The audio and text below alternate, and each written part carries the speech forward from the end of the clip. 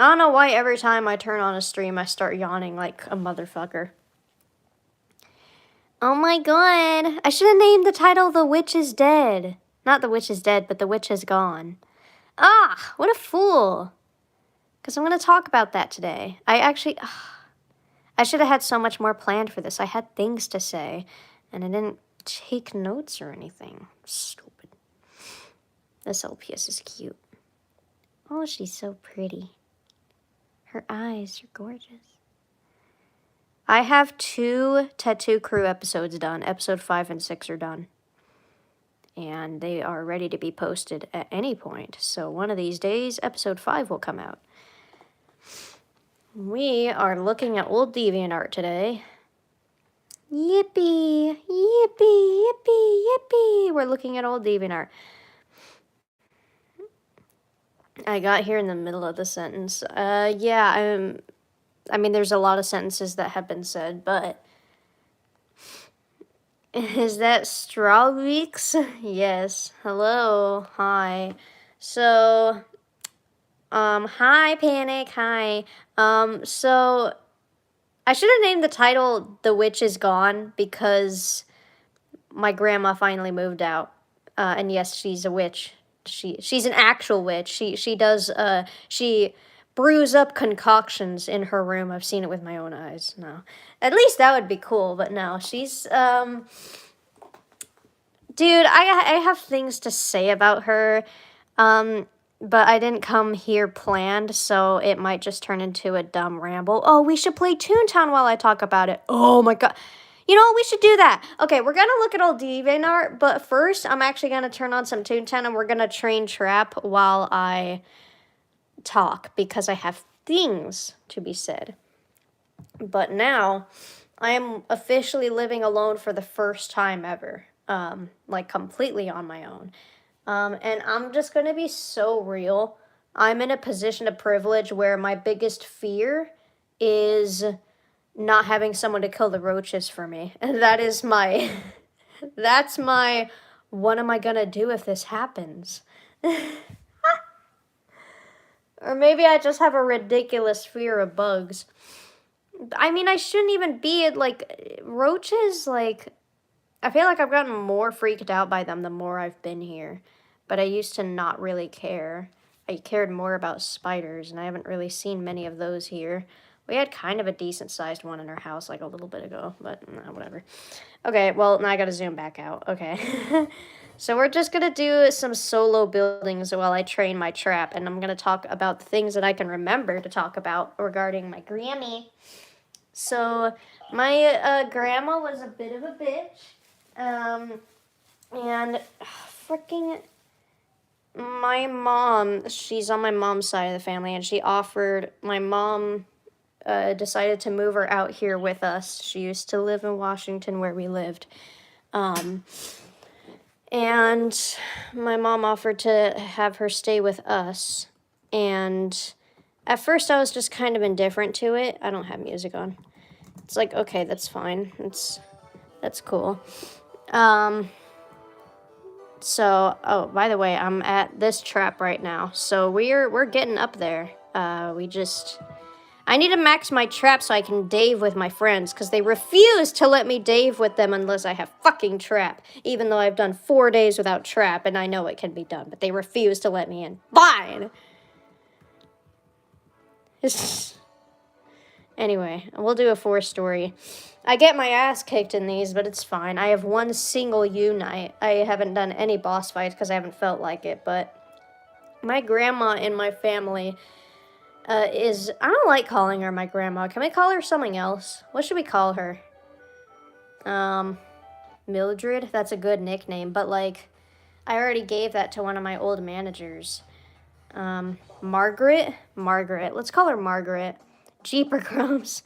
Margaret is, known for drama in this family. That won't kill him. That's fine. I'll train some drop as well. God damn it. Do not disturb. There, where is it? Fucking turn on do not disturb. Oh my god. Jesus. Okay. Just Beatrice is a good one. We'll do Margaret. Margaret was like known in my family to be quite a drama queen and to start like chaos everywhere that she went. And I've never been able to talk about any of this because she lives in the same house as me and she was always like around. So it's not like I could talk about her on streams without her hearing, obviously. So now I am here to break my silence. She was very like, she would just start chaos everywhere she went. She starts drama with everyone. She's banned from an airline. Chat. Margaret is banned from an airline. A whole airline. Like, she's not allowed to fly. I think it was Alaska. She's straight up banned from flying on Alaska Airlines. I want to know how she managed to do that. I want the full story. I think my mom told me at some point, but I don't remember the full context. Probably had to do with alcohol. She is a drinker of alcohol. Is she like a Karen? Oh, 100%, but she's more than just a Karen, you know. I don't want to downplay it with silly buzzwords and whatnot. She was not enjoyable to live with, naturally. One of the things that she's very, like, nosy, and I'm nosy too, but not in the same way. Jesus Christ, what a character. Oh my God. So, one of the things that it's so nice to talk openly about this, and, like, she's not here. No one's here. Dude, like, it hit me recently, like, while I was listening to music. I get to just, like, blast this and not worry about, like, my parents walking in and judging my music taste, and it was beautiful. Do I really want to be hit by 4 cogs at once? I hate how it gives me, like, all this bullshit at once. Give me, like, one cog. You give me all 4 at once. It's a pain in my ass. Stinky, do your dodging, please. The thing that sucks is, like, I have to take damage. And then I can self-heal by using throw, but then that's one round. That's another round that I don't get to train my trap, so it's just whatever. But anyways, 1 health point. Wow, level 7. He's that guy right there is not bringing his all today. I just want that known to everyone in this building. That guy does not deserve that raise you were planning to give him. Anyway, Margaret, like, she was not enjoyable to live around. I would avoid her, and, like, I remember, like, at first it was me, my dad, and Margaret living here, which made it more manageable, but eventually he left, and he had to go back home to work for work purposes, and, well, yeah, you work for work purposes, but for money purposes. But, so then I was just here with Margaret. She doesn't work or anything, of course, because she's old, and, like, obviously, I'm not expecting that. One weird thing about her is that, like, she always felt the need to be helpful and try to, like, help people, which makes her sound like a good person, but she did it in a way where she would force help onto people. And then if you don't take it, you feel guilty. Because she will make you feel guilty for it, even if it's not intentional. This actually ties in very well to the victim complex shit that I've been talking about. We've been talking about people with victim complexes a lot on my recent streams because it just keeps coming up. She's entitled, absolutely. Absolutely. And like I've talked about, Max, Stanley, Twinkle Toes, Margaret. We got Twinkle... So, I'm going to give you a visual. Twinkle Toes is, like, down here. Little questionable because of their age. They absolutely should know better, so it's easy to assume they might be malicious. But they're down here. They're not as egregious as the others. Stanley's, like, up here. Max way up here. And Margaret's, like, through the ceiling. So we have, like, our full fucking quadruple set, exclusive, rare set of victim complex having motherfuckers. So, I do have, like, it's hard to think of specific examples, but Margaret, like, I wonder what she texted my mom. My mom, like, snapped at her recently. Margaret's a whole ass tower. Oh, shit, I'm almost dead. It's fine. I'm getting distracted with the stories, not noticing I'm almost dead. Look at that beautiful dodge from Stinky. So, let's see. She's banned from an airline. She drinks. She forces help onto people. She's very, very, very, very guilt-trippy. That's, like, her number one thing. And we will get into that. The most, like, egregious thing that she did to me we will get into, but I'm trying to like save it for last. I just don't know what to talk about in the meantime because that was just so bad. She did start drama with the neighbors. So we have this like stray dog running around that we call Wiley. And he didn't belong to anyone. There was like a neighbor who would like give him food and let him stay in her garage and stuff. But overall, there hasn't been like an actual official owner for him. But everyone and all the neighbors liked him, and they would just kind of pitch in and help him out. Now there were also these other neighbors who would help out as well, and they would like take him into their house sometimes, right? And like let him eat there and stuff. At some point, they go on vacation, and they don't take Wiley because he's still not really their dog. He's just like a stray, and they helped him out a little bit and let him stay a couple days or something, and like fed him sometimes, but just like everyone else was doing. So they went on like a trip somewhere with the family and with their own dogs that they already had, but they left Wiley because Wiley's still a stray. And Margaret started this whole hootenanny about it and started this whole thing. They said they abandoned him and they left him alone. I'm so glad she's gone. Oh my god. They abandoned him and they left him to fend for himself. That's animal cruelty. And I'm like, he's fine. He's a stray. He knows how to take care of himself. They didn't like adopt him. They were just pitching in like any other neighbor in their own way. They're not entitled to like take him to the vet or take him everywhere with them. So she already was getting the ball rolling on all this drama. Now, here's a big key detail.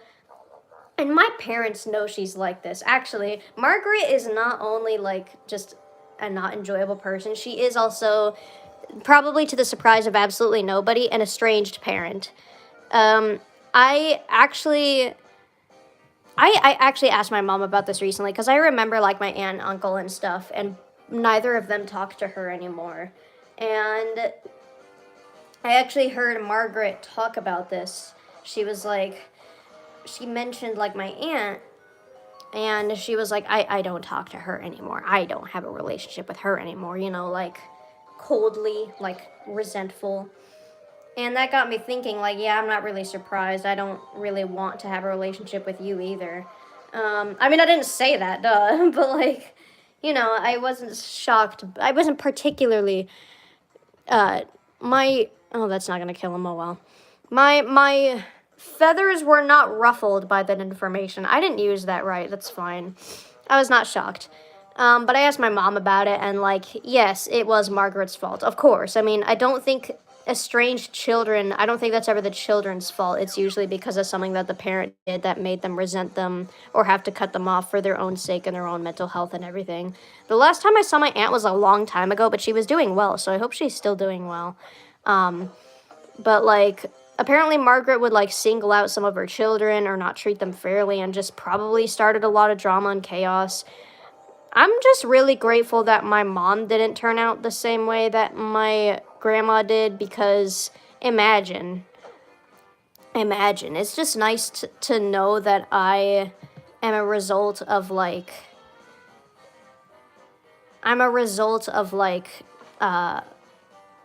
someone breaking the cycle rather than keeping it going. It is nice. That is nice to see.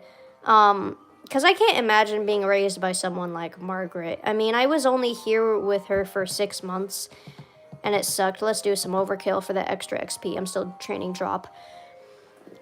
But it just, she was not enjoyable to be around.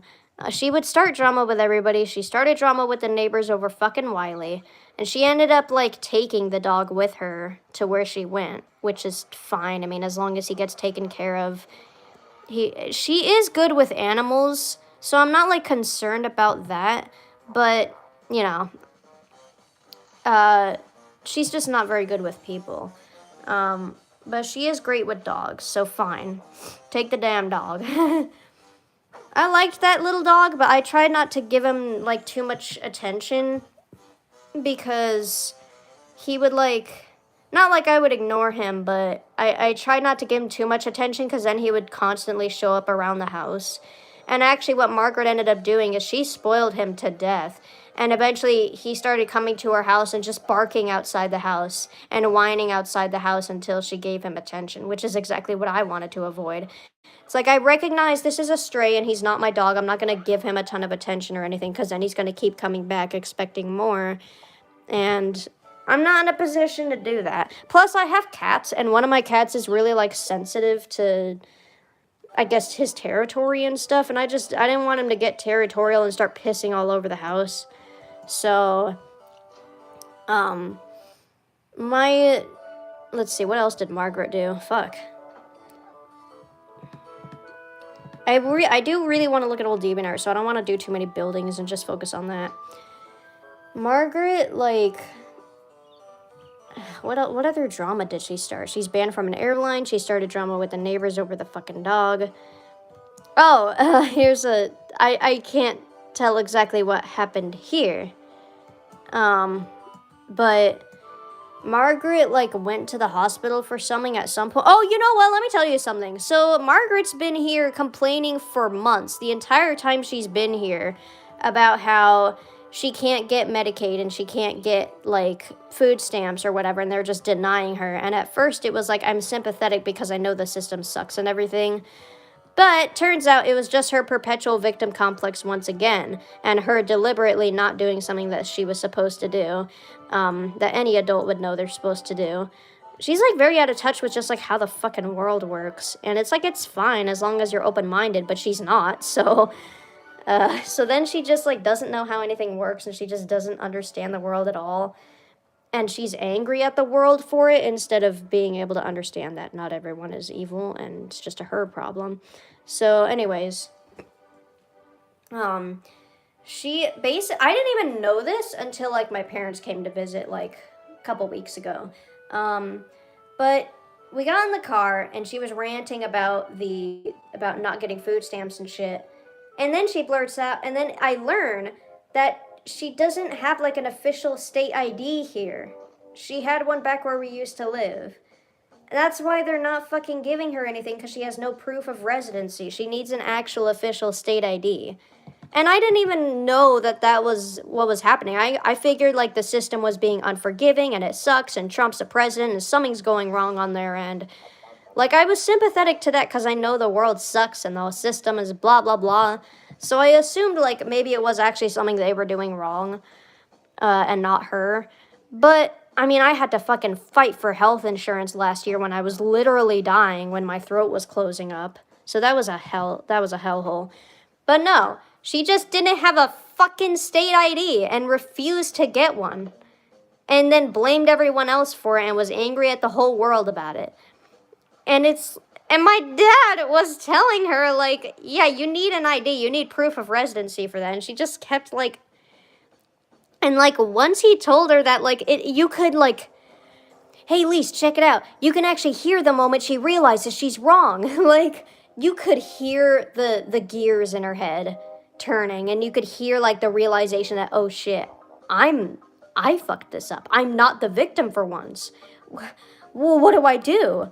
So she ended up coming up with the fun little excuse that, like, actually, fucking, they already made me pay when I came to fly here and do my luggage and everything. I already spent so much at the airport when I came here. I'm not gonna spend another $30 on an ID. It's $30. You have spent, like, hundreds, thousands maybe, on useless garbage for months. She's a hoarder, by the way. She has 6 bins, like, big ass bins, just sitting in her hallway, storing a bunch of random crap. She has a bunch of herbs, because she's one of those. So she has all this bullshit, and she won't spend $30 on literal proof of residency, one of the most, like, basic needs of any human being here, to get food stamps, to get Medicaid, to get literally, to be able to do anything in this godforsaken country, in this godforsaken state. But instead, she just has spent the whole time belly aching and blaming the system for something that she was supposed to do. And, like, I'm sure the system bullshit her a couple of times, because they suck. Like, they, whatever they is. But you know what I mean? Like, there's still some initiative that you must take as an American citizen. You have your own responsibilities. Like, you can admit that the system and everything is bullshit and stupid while also saying, well, it is what it is. Like, I don't agree with, like, the extreme of either of those. I don't like when people go, well, it is what it is, so we should just deal with it and not try to change anything, and it's fine, and this is just, and whatever. Like, we should still strive for change and be able to admit that the system sucks and that this country is ass. We can still like admit that like capitalism and all that is bad and like is making life actively harder for everyone, but we can also accept that like, okay, this is the way the world is right now, so I have to work with it even if I don't agree with it, and even if I want a better future eventually. I will still work for a better future with my votes, with my voice, with whatever it takes. But you can also like you also have to like, you know what I mean? There's a balance. And she was the extreme end of like this extreme end of, well, the system is horseshit, so I'm not gonna do anything. I'm not gonna do anything they ask me. I'm not gonna do anything that I'm supposed to do. And then she just fucked herself that way. Because there has to be a level of acceptance and also like, you know what I mean, just like a balance. And she was just on a one extreme end, and it ended up screwing her over. And like, I can't say I'm really sympathetic. Like, so the whole time she was belly aching about this, it was just her own bullshit. It was her own fault that she wouldn't like get the tools that she needed. And I'm blown away by how she's acting like $30 is some outrageously steep price when she has spent hundreds on like, what has she bought? I don't even know, like just a bunch of random bullshit that we don't need. She bought like this super fancy ass printer, and like, I'm not gonna complain about this because like low-key it been, whoa, I don't want to use that. It has been low-key helping me out. Actually, now I can like print out stuff for videos, which I've been wanting to do, and I can like print color, which is why I got to make my Kathleen Graham shrine. Oh, I got a keychain. I'll have to show you guys that. So I'm not gonna complain, but like, I'm just making a point that she would spend hundreds of dollars on other bullshit that she didn't really need. Like, she would buy, let's see, she bought, like a dog thing, like something for Wiley, I guess, like this dog like puzzle or something that dogs can mess with, where they try to like interact with a toy to get a treat. You didn't really need to get that. Like, Wiley's not your dog, first of all, and I guess he is now, but then just go buy it when you move to the place, not here. And then she left it here like, oh, well, you can use this for Leo, which is my dog, but he's across the country. He's not with me anymore. He's not going to be here until my parents also move here, which won't be for years. It's a whole complicated thing. I won't get into all the personal details, but, like, if we're not going to be using something within the next year, get rid of it. That's my philosophy. I've gotten better with controlling, like, my crafting supplies and what I hold on to. Like, I have a couple pieces of cardboard to use for sets and whatnot, but I haven't held on to a ton of it.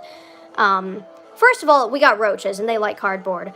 Second, I just, you know, I don't want to, like, hoard like she does.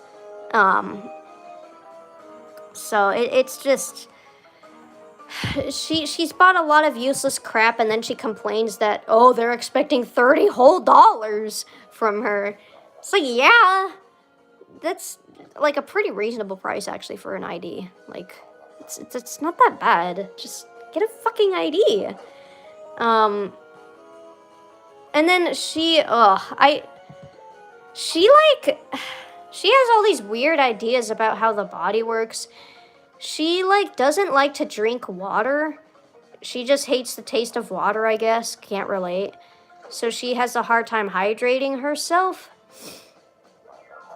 But instead of, like, recognizing that that is her own problem and she's responsible for that and she needs to just, like, drink water, instead she would be like, oh my god, 1 under? Wait, no, it's EXE, so it should do more. Okay. Right? I don't know. I didn't look at it, so I'll lower and then, yeah, whatever. Do a little hypno. Ow. Instead of recognizing as a responsible adult that she has to still drink water and take care of herself and do the basic shit, she was like, I can't drink water, so I have to have like this sugary like cherry juice or whatever, some kind of like juices and stuff to get like her to replenish or whatever the fuck. I don't know. She had like these weird ideas and she was like, oh yeah, I need this juice or whatever. I need like this fucking. She always bought like cherry juice and like she would get hordes and hordes and hordes of it. Like she would get one time I think she bought like 4 giant things of like juice and then she would be all surprised when it has like sugar in it. It's like fucking look at it. It looks like a unicorn threw up in it. Of course it has sugar in it. And she would complain about artificial flavors and shit. Just drink water, lady. Just fucking drink water. It's not gonna kill you. She's acting like it's bad for her. Water isn't bad for anyone. If it's bad for you, that's a problem. That's like something's wrong with you. And maybe if you've got a goddamn ID, you could go to the doctor and figure out what the fuck that is. So one time she did go to the emergency room. She had like an aid car come and pick her up and take her to the emergency room. I didn't even know what it was about. I didn't ask. I don't involve myself. I didn't ask. I don't involve myself with any of her shenanigans. I just try to keep to myself. So I intentionally numb myself to basically everything that she says because everything is drama and chaos. And if I try to like give it too much attention, if I feed into it, then she's gonna just keep being worse and worse. And actually my parents actively encouraged me being numb to it. They actively encouraged me like not feeding into her victim complex and giving her much attention. It wasn't in well, that's a lie. I was gonna say it's not in an I don't care way. It is in an I don't care way, but it's not just from like a baseless like I don't care about you just because I don't and I'm evil and mean and I don't care about my own grandma. Ha ha. It was you're full of drama, you stress everyone out, you're unenjoyable to be around. If I give you like attention and like actually feed into everything that you're saying, I'm going to stress out by proxy and I can't be having that. I need to like worry about myself. I have so much shit open actually. It's fine. Normally I have like nothing open while I'm running Toontown, but we should do one more building. By the way, here's a drawing I'm working on. It's a remake of this from like 2023. Goddamn. Aw, my boys. My boys. I like them. They're funny. But yeah. Dude, I did another Cosmo fight recently. His battle theme is crazy. It's so good. Did the Satellite Infestors theme, the regular, like, Plutocrat theme. Dude, the regular Plutocrat theme sounds like hit-and-run music. It sounds like I would not blink twice if it played in a hit-and-run mission. Like, it didn't surprise me at all. It wouldn't surprise me at all. I don't know, it just sounds like Simpsons Hit-and-Run. I'm probably Char-pilled, but... Char as in Simpsons Hit-and-Run. But, you know. Shark-pilled. Anyway. So... But, and also there's, like, a different version of the theme, like Squall or whatever. I guess is, like, one of the mechanics or something. I don't remember. But that one, like, the second half of it sounds like Kirby music, someone said. And I was like, I haven't heard a ton of Kirby music, but I've heard Fountain of Dreams from, like, Super Smash Bros. Melee. And it definitely reminded me of that. And actually, listening to the theme made me want to play Super Smash Bros. Melee. Oh, because Margaret is gone... I can play Wii games. We can play console games again. I don't have my PS2, but I have my Wii. It's got Pets Dogs 2, which I hate the controls for on the Wii. Same with the Dog Island, but that's fine. It has Wario Land Shake It My Goat. It has Ice Age 2, which I started a while ago and then never finished. I finished it like way back in 2017, but that's a long time ago. I started it in like 2022 and then I just never went back to it. So we can do that. I have SpongeBob Truth or Square, which we did in like 2022. And I actually did finish the base game, but there's some extra stuff I didn't finish. So there are games, dude. We got games to play. And Super Smash Bros. Melee, which I don't play a ton of, but I would like to revisit that. Especially recently, I've been thinking about it because of Cosmo's themes reminding me of it for some reason, I guess. Like, sure, man. Thanks, Cosmo. being a dude, being a bro. Anyway, let's get back to what we were saying. I just had to have a moment of celebration there. I haven't hooked up the Wii yet. I still had to get to that. I've had to like clean around the house and shit and trying to get used to being on my own. Waking up and realizing, oh wait, things are not done for me by the time I wake up. I need to pick my ass up off the ground. Need to start being a little less like Castle and like pick up my own slack. Anywho,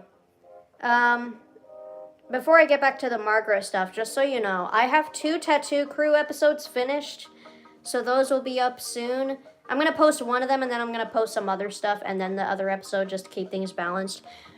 I need to do another 10 types video.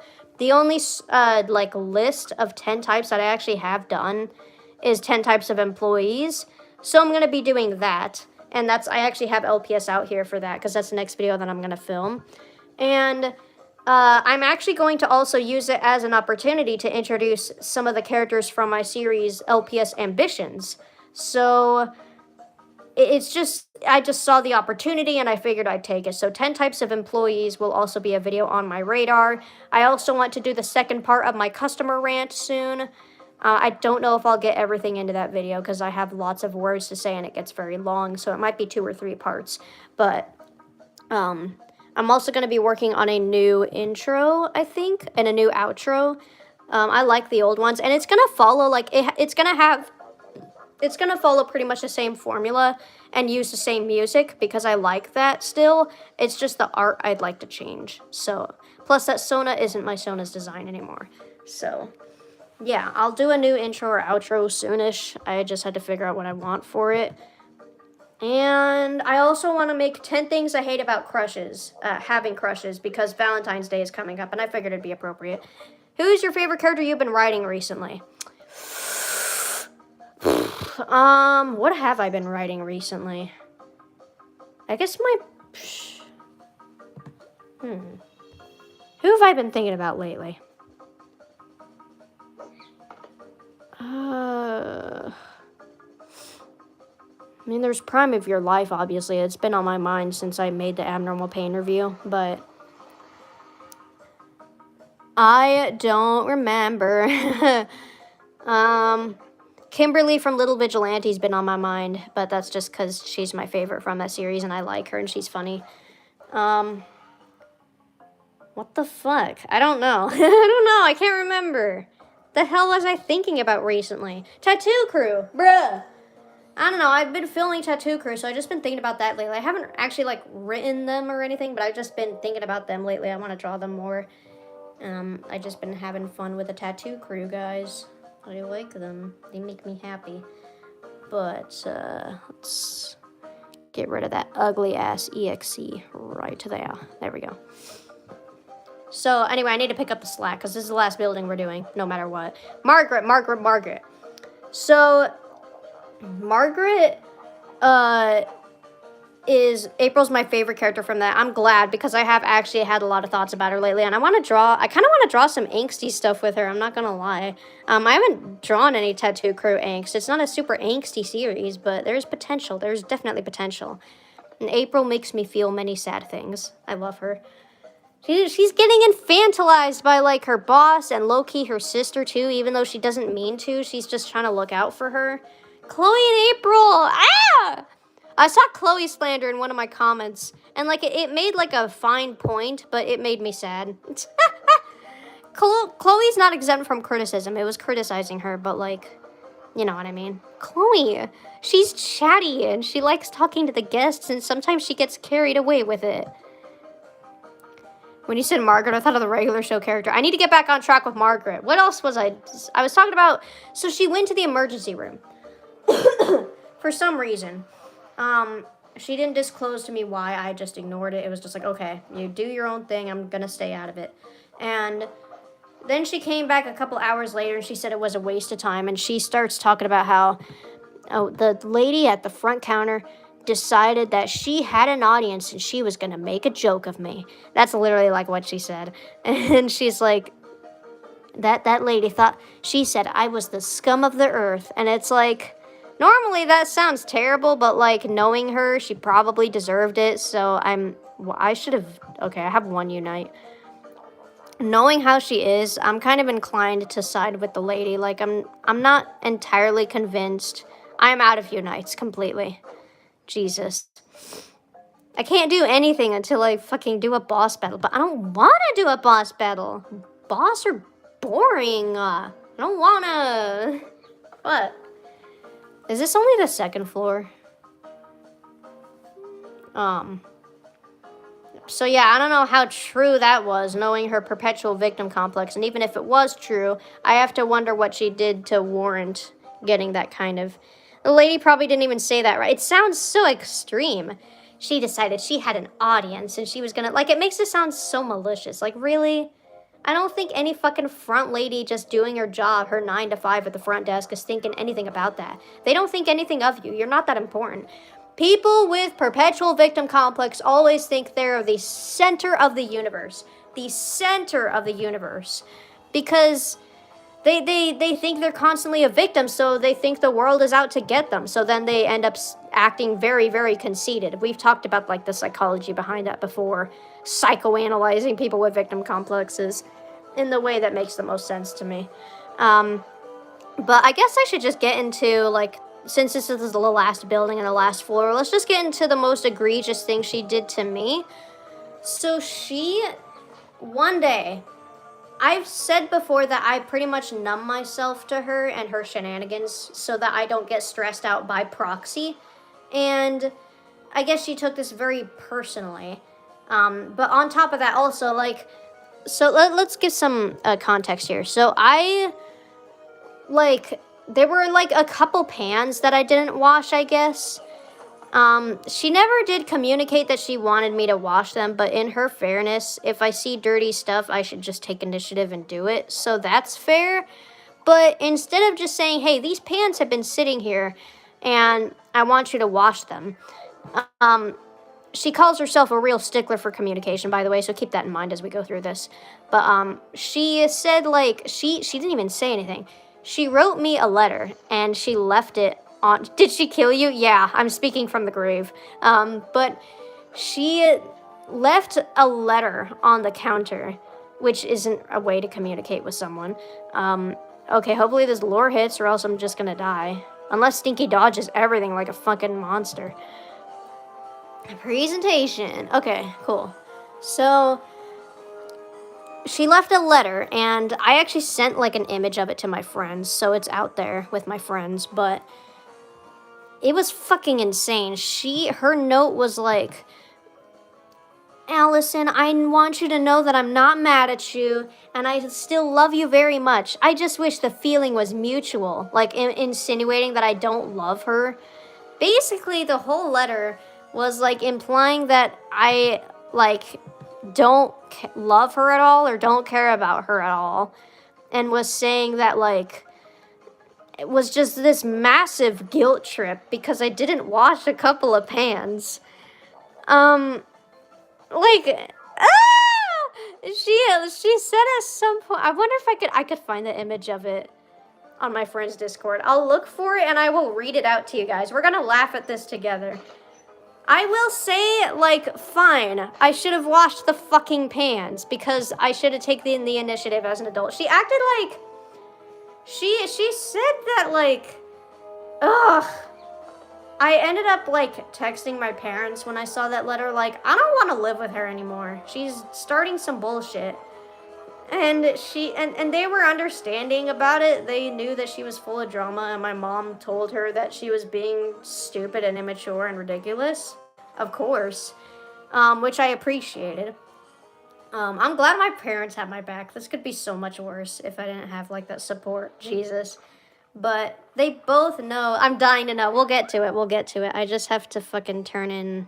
I have to go get gags again. And then I will exit out of Toontown and I will go find this message. So. Yeah, it like. She acted after like the whole thing. She ended up, like, asking me to come talk to her, and I really did not want to. I wanted nothing to do with her. That was, like, I already didn't really like her before because I knew what she was like. But that was, like, the nail in the coffin. Like, okay, I am in no way going to attempt to keep a relationship with you.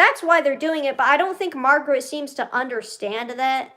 She seems to think that they're doing it because they really care about her and like, they're really intimidated by her and she's the hero of the story. Like, she really thinks she's out here doing all that. Like, she thinks corporations care about her so much. She thinks she's so important to them, and it's so obnoxious and embarrassing to witness.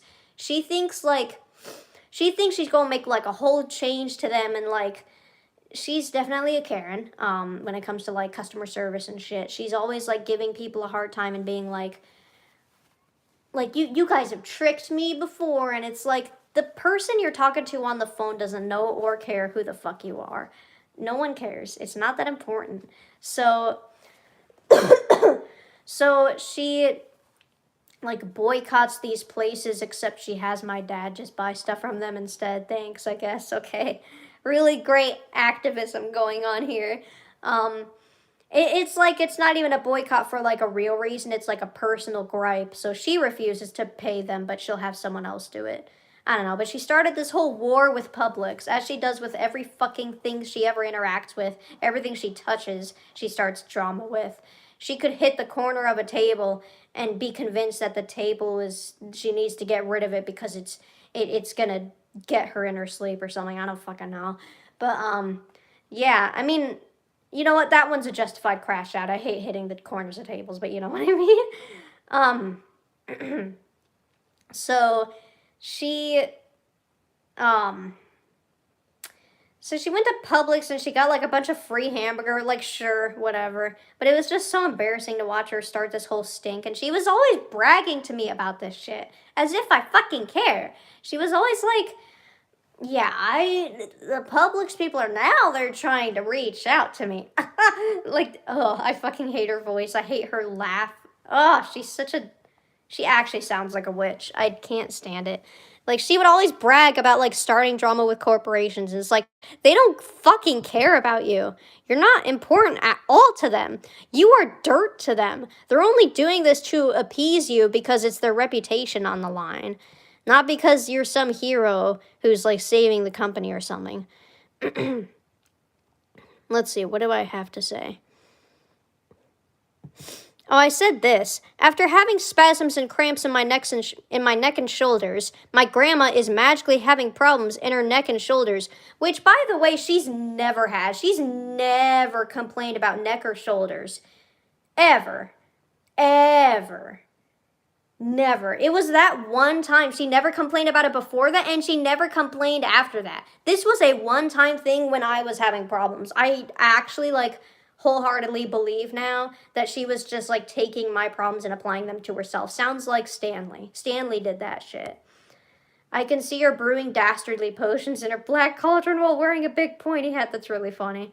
I kind of feel bad for that, though, because, like, not because I feel bad for comparing her to a witch, but because I have a character that acts like a witch. My Mrs. D, my little vigilante character. She's not a newer character. She's just a character I forgot to mention when I talked about Little Vigilante in the past. But she was actually, in Danielle versus Kimberly, which was the earliest version, in the second trailer. The second trailer is the only reason I picked that project up, because it was silly and inspiring. The first one was boring as balls. Whoops. But Mrs. D, she was like Danielle's history teacher or something, and she's like a mean old history teacher, and it was like, yeah, it's nice to see some, like, representation of actual school stuff happening in a school series. We get to actually witness that shit happening, like teacher stuff. So we have Mrs. D. She was like a cat before, but I was looking for my collection for someone who, like, resembles a witch of some sort or something, or gives off her personality. This is the one. This is the fucking way to go. This is peak right here. It is perfect for her. There's never been a more perfect LPS. So this is Mrs. D now, and she talks like a witch, and she hands out detention slips. She has, like, a little witch's cauldron that she made herself, like a little, like, paper mache or whatever the fuck it is, and hands out detention slips with that. She actually takes pride in the witch idea. It's funny. Are any of your characters like Margaret? I'm sure. I mean, I have, like, characters with victim complexes like Matilda and Monica. Monica also does literally have NPD. Monica, I'm trying to, like, she's not a good person at all. She's manipulative and toxic.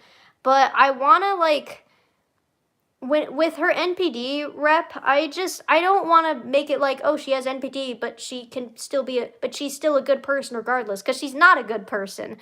But I just want it to be like she's a person despite having NPD, because the stigma around it is insane. So I want to like humanize her and give her like traits that still make her a person. And I hope people don't just boil her down to evil, because she's not. She's not a good person, but she's not like... My lights do that sometimes. This house is fucking falling apart. We had to take out our smoke alarms a couple days ago. Check this out. Can you see that over there? There's wire sticking out of that hole in the ceiling. My house is falling apart. We had to replace the whole roof. The roof leaked at some point. There's a lot happening. Don't worry though, we're fixing it. We're fixing it. This house is just old. So we just had to replace a lot of bullshit. I had to replace my doorknob. The front door doesn't lock. Let's get back to Margaret anyways. So let's see. She has a history of faking problems and starting drama. My dad's frustrated because I spent the last 2 weeks in and out of the hospital and shit, and then we come home to grandma bitching about a problem she caused. Like, girl, blah, blah, blah. She just manages to find problems and start drama randomly. It's like she's bored. I don't deny she has some legit health issues, of course. She's old, but she has this history of faking things and starting problems. I feel kind of bad because she is my grandma, but I don't feel bad anymore. Girl, after that letter, ooh, all my sympathy just... What is this? All my sympathy is just like strangely being removed from my body by some kind of outer source. It's so strange. I feel like I didn't have any prior connection with her. We've never been real close, and now I'm watching her cause all these problems with random people, bitching at customer service workers like she's just not a nice person. That's the thing, like, the only impression I have of her is a drama queen, a starter of chaos, and just not a pleasant or nice person. She's just not nice to people, and she thinks she is. She's very entitled. She's manipulative. It's like, I don't want a relationship with that. I just don't really care. I don't really give a fuck if she's my grandma. I don't care. Monica knew you're talking about her and caused the lights to flicker. Speaking of which, I saw a comment on Instagram talking about OC tropes that people don't like, and one comment was talking about characters who are shown to be kind, but are not kind in any way. Sorry, I tuned out as I was reading that. I just read it without, like, taking it in. OC tropes that people don't like. Characters who are shown to be kind, but are not kind in any way. I see. The author justifying them and not giving them consequences, and it literally reminded me of old Sheila Goodwill. Here's a character like Margaret. Sheila! Sheila's the most similar to Margaret. By a landslide. Hello? Girl? Hello? Matilda and Monica are, like, similar in the sense of their victim complexes, but they're not really similar in other ways. They just have, like, the same, like, victim complex and start drama and shit. So, yeah. And they're both not very good people at all, because they have victim complexes. Duh. It's kind of like a hand-in-hand thing, not gonna lie. It's kind of synonymous with each other. What do you say with that? What's the word? Does Sheila start Twitter wars? Probably. She's probably... Fucking Sheila. She starts problems and victimizes herself and acts like everything is like... She's very similar to how she was in the old series. That's just what I'll say. Let's see. We still haven't gone over old DeviantArt. We're 53 minutes in. Let's finish talking about Margaret. What do we have here? Blah, blah, blah, blah, blah. Oh, yeah, here we go. She said at some point, I can't stand when new movies cut to two guys kissing. I don't want to see any of that crap. And I proceeded to say, I haven't even seen anything like that. I don't know what people are talking about. What do you mean? What? I haven't seen any movies that just, like, cut to random guys kissing for no reason. What? What are you talking about? But it's okay when a guy and a girl kiss, right? That's fine. That's holy. That's holy and good. But when two guys do it... What about two girls? Is that off the table? My grandma wants me to meet some of her friends, so I'm hiding in my room right now. Grandma ruined our taco meat while we were gone. Kill. Tampering with the taco meat is punishable by death. Don't fuck with my tacos. Those are the messages I sent.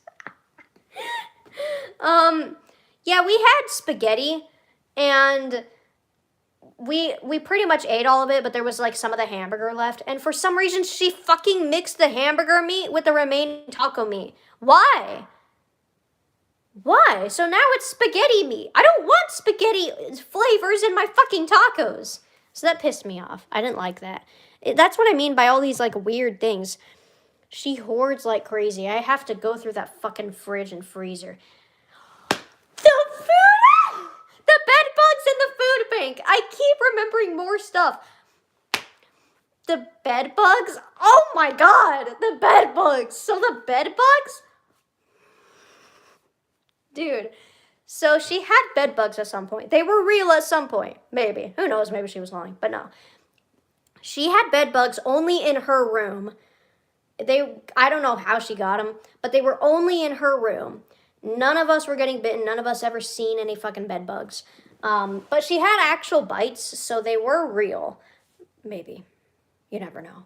But like, so she like did all her clothes and bullshit. She put like clothes, and I'm not gonna like fault her for having bed bugs. Like, I don't know how that happened. It might have not been her fault, but who knows?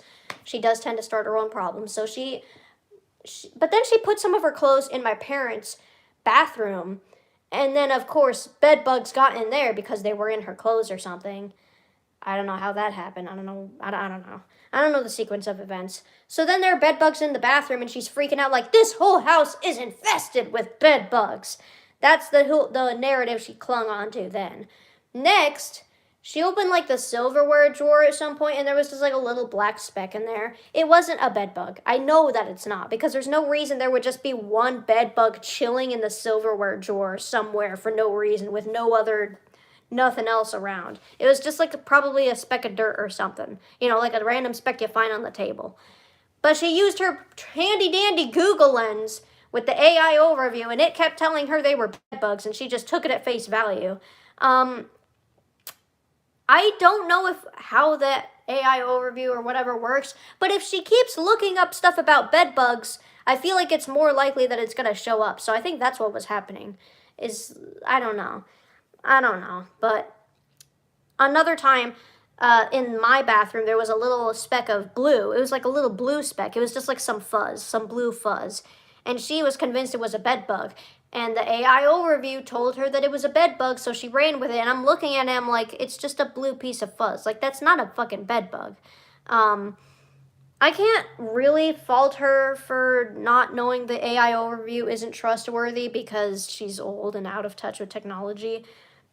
But yeah, I mean, the internet in general, you can't just look at one source and be like, well, that's it. Here's my source, my fucking eyeballs. That's a blue piece of fuzz.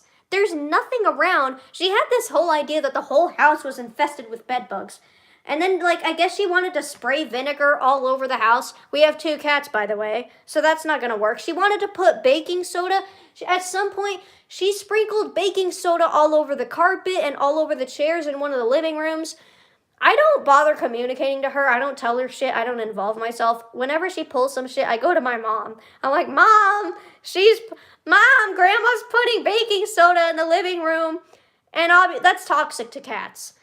And Margaret was like, oh, well, the internet said it was non-toxic. I don't know. It might have said, like, it wasn't poisonous, but it's toxic or some shit. I don't know. She did, like, one Google search, looked at the first answer, which was probably AI overview, and ran with it. You have to look at multiple sources. That's how you fucking do research. But anyways. So she had to vacuum all that bullshit up because, you know, I would like to not have my cats dead. That would be cool. Oh yeah, her fucking one time when she was like new to the house and my dog was here with my dad when we both lived here. My dog didn't like her yet. He was looking out like the door and whining because me and my dad had left to go somewhere. And normally he doesn't do that. He just kind of chills out. But he didn't like Margaret, so he was whining and looking out the door. He was worried. And, like, it's still a new house, so he's not used to it, and he doesn't know where we are. He wasn't adjusted. But, so then she lets him out because She thinks he needs to go to the bathroom, and of course he goes running off looking for us. So then she calls my dad while we're like 2 hours from home, saying, "Oh, Leo's gone. He left the house. I thought he needed to go outside to go to the bathroom, and he left. He ran off, and I don't know where he is."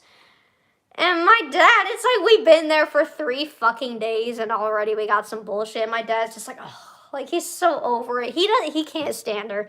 My mom, I don't know why my mom still talks to her. I'm just gonna be real. My mom, like, never has anything good to say about her. I guess it's just a pity thing, but yeah. Family drama, okay.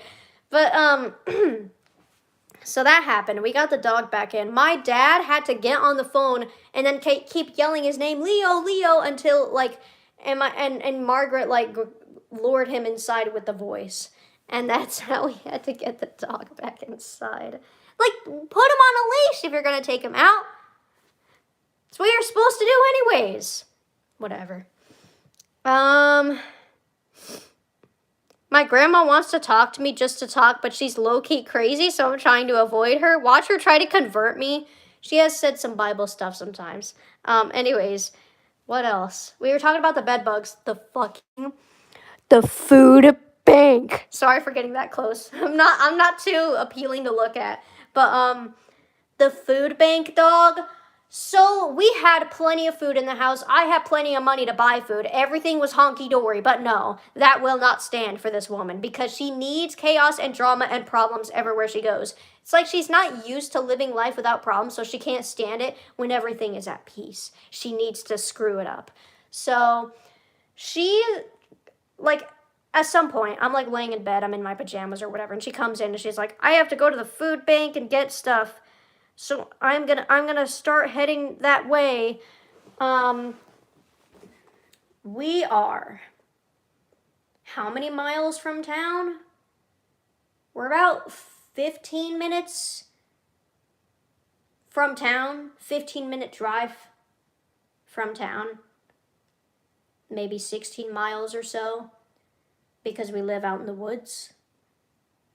And she wants to walk on foot to the food bank while she is disabled and needs like a walker sometimes. 16 or so miles.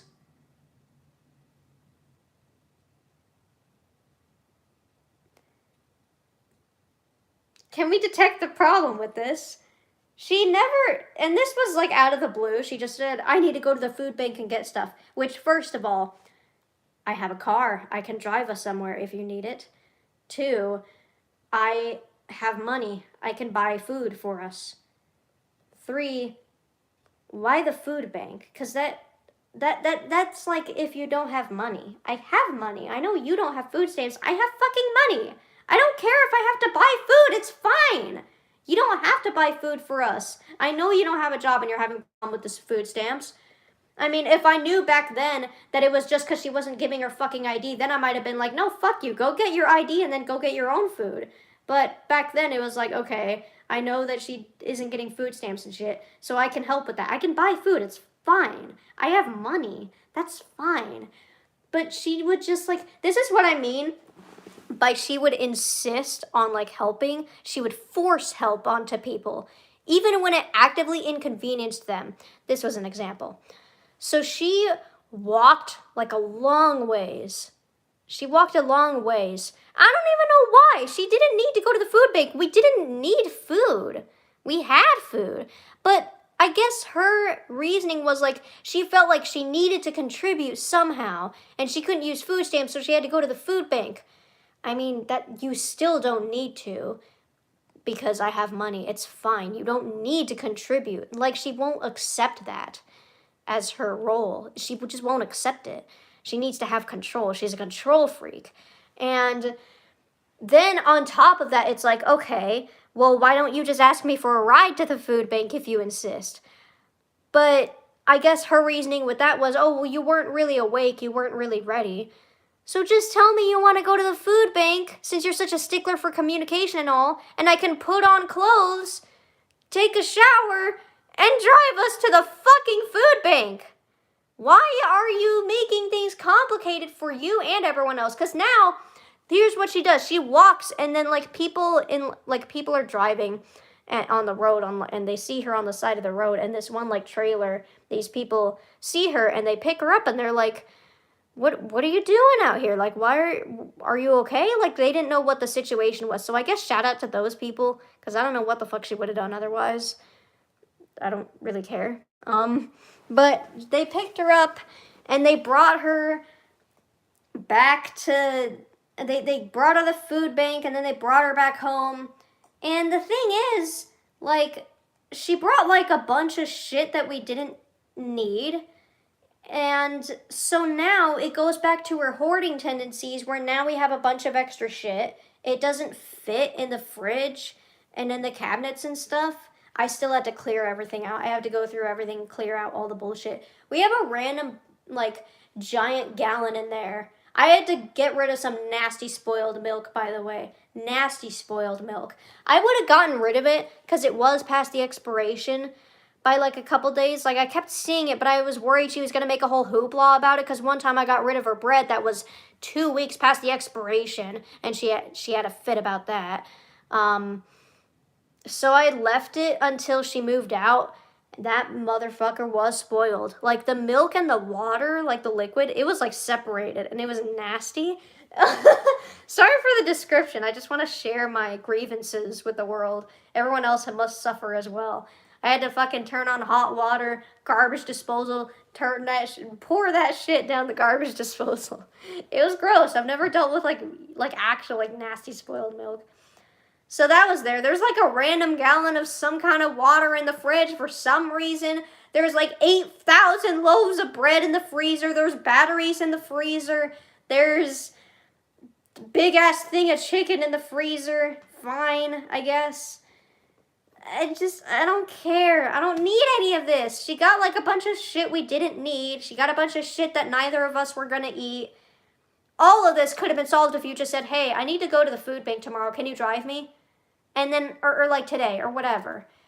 And even then, it's like, let's just go to the store and buy some food. You don't need to contribute. You see what I mean? So her like need to help people in her own twisted way ended up actually making things worse. Did you say there were batteries in the freezer?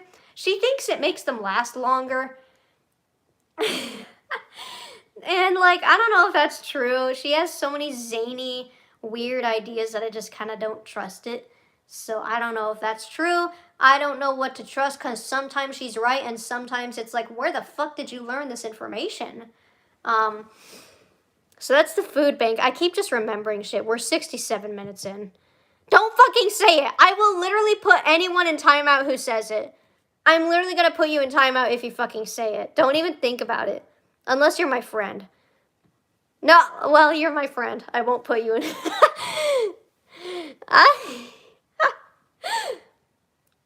My grandma's obsessed with essential oils and natural stuff. She's pushing me to have monk fruit sweetener instead of sugar, even though it gave me diarrhea before. That's right. Fucking monk fruit sweetener doesn't help me. Batteries with the chicken, yum. That can't be true. What else? What? Oh, okay, never mind. We're at the bottom of the page. Somehow my grandma has bed bugs everywhere. Her room got infested a while back, so a pest control guy came and sprayed her room. There was that. Found a bunch of dead ones in my dad's bathroom. Then she found one with the silverware. I kind of doubt it, because why would there just be one? Blah, blah, blah. Baking soda, we talked about all this. Oh, God. She's very obsessed with everything being clean. She's very particular and paranoid about a bunch of tiny things. And I can tell it rubs off on me sometimes, because I saw the backup camera on my dad's trunk. You know, the camera that shows you like where you are when you're reversing. Like, you put it into reverse and you can see like the backup camera. That's what that is. And my stupid ass was like, oh my God, why is there a camera? Did someone put this here? Am I being stalked? And then 2 seconds later, I was like, oh wait, oh shit. Dude, like, she made me paranoid sometimes because it would just rub off on me. I'm getting some water. Guys, I'm so excited. I get to play Wii games again. I just had to hook it up. I'm pretty sure I have everything. I saw, like, the main plug-up thing and then, like, the HDMI bullshit.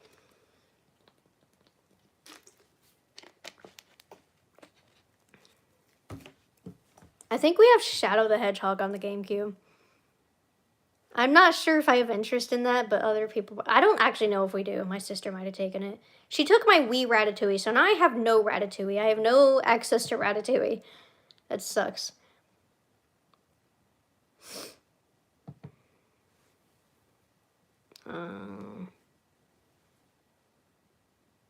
Blah, blah, blah. Uh-huh. Me talking about being lonely on Christmas because no one was here and my grandma doesn't celebrate. Bruh, now Margaret's yelling on the phone about how she can't afford to live here and she's gonna leave tomorrow morning, probably drunk. Does she not understand that I can buy stuff? Like, I have plenty of money right now that'll last us a while, and my parents can help us if needed, and I can get a job. I know she's having problems getting food stamps, but I can buy food. I literally have no issue buying food. She's a control freak, and she feels like she has to do everything herself, even when we offer help and say we could pay for things. It's like she puts herself in bad positions because she wants people to feel bad for her. That whole food bank thing. Goddamn. Brags about how good she is at self-diagnosing and relies on herbs and then complains about her body not working well. She's driving me nuts, but I'm just trying to stay numb to it and pay it no mind because what else am I going to do? Kick her out? Think about it. She ended up victim complexing her way out of the house.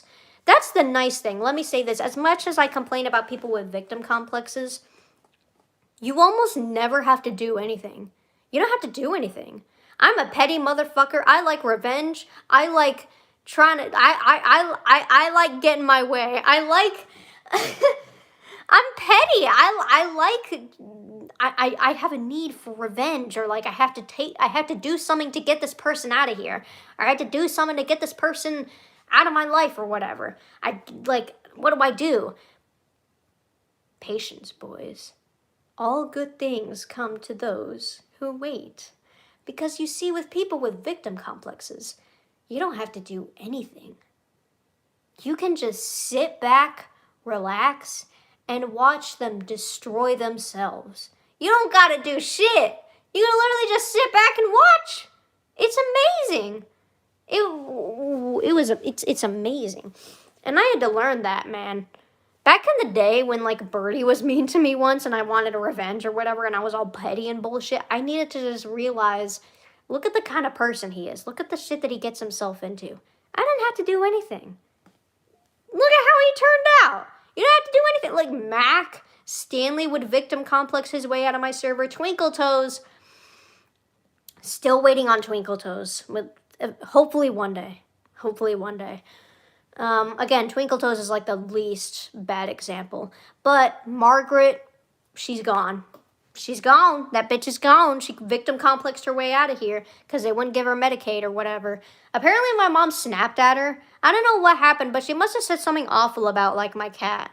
She was complaining about my baby Simon to my mom. She must have said something egregious because my mom snapped at her and told her that she'll never be happy until the world bends backwards for her and that she can just pack her things and leave.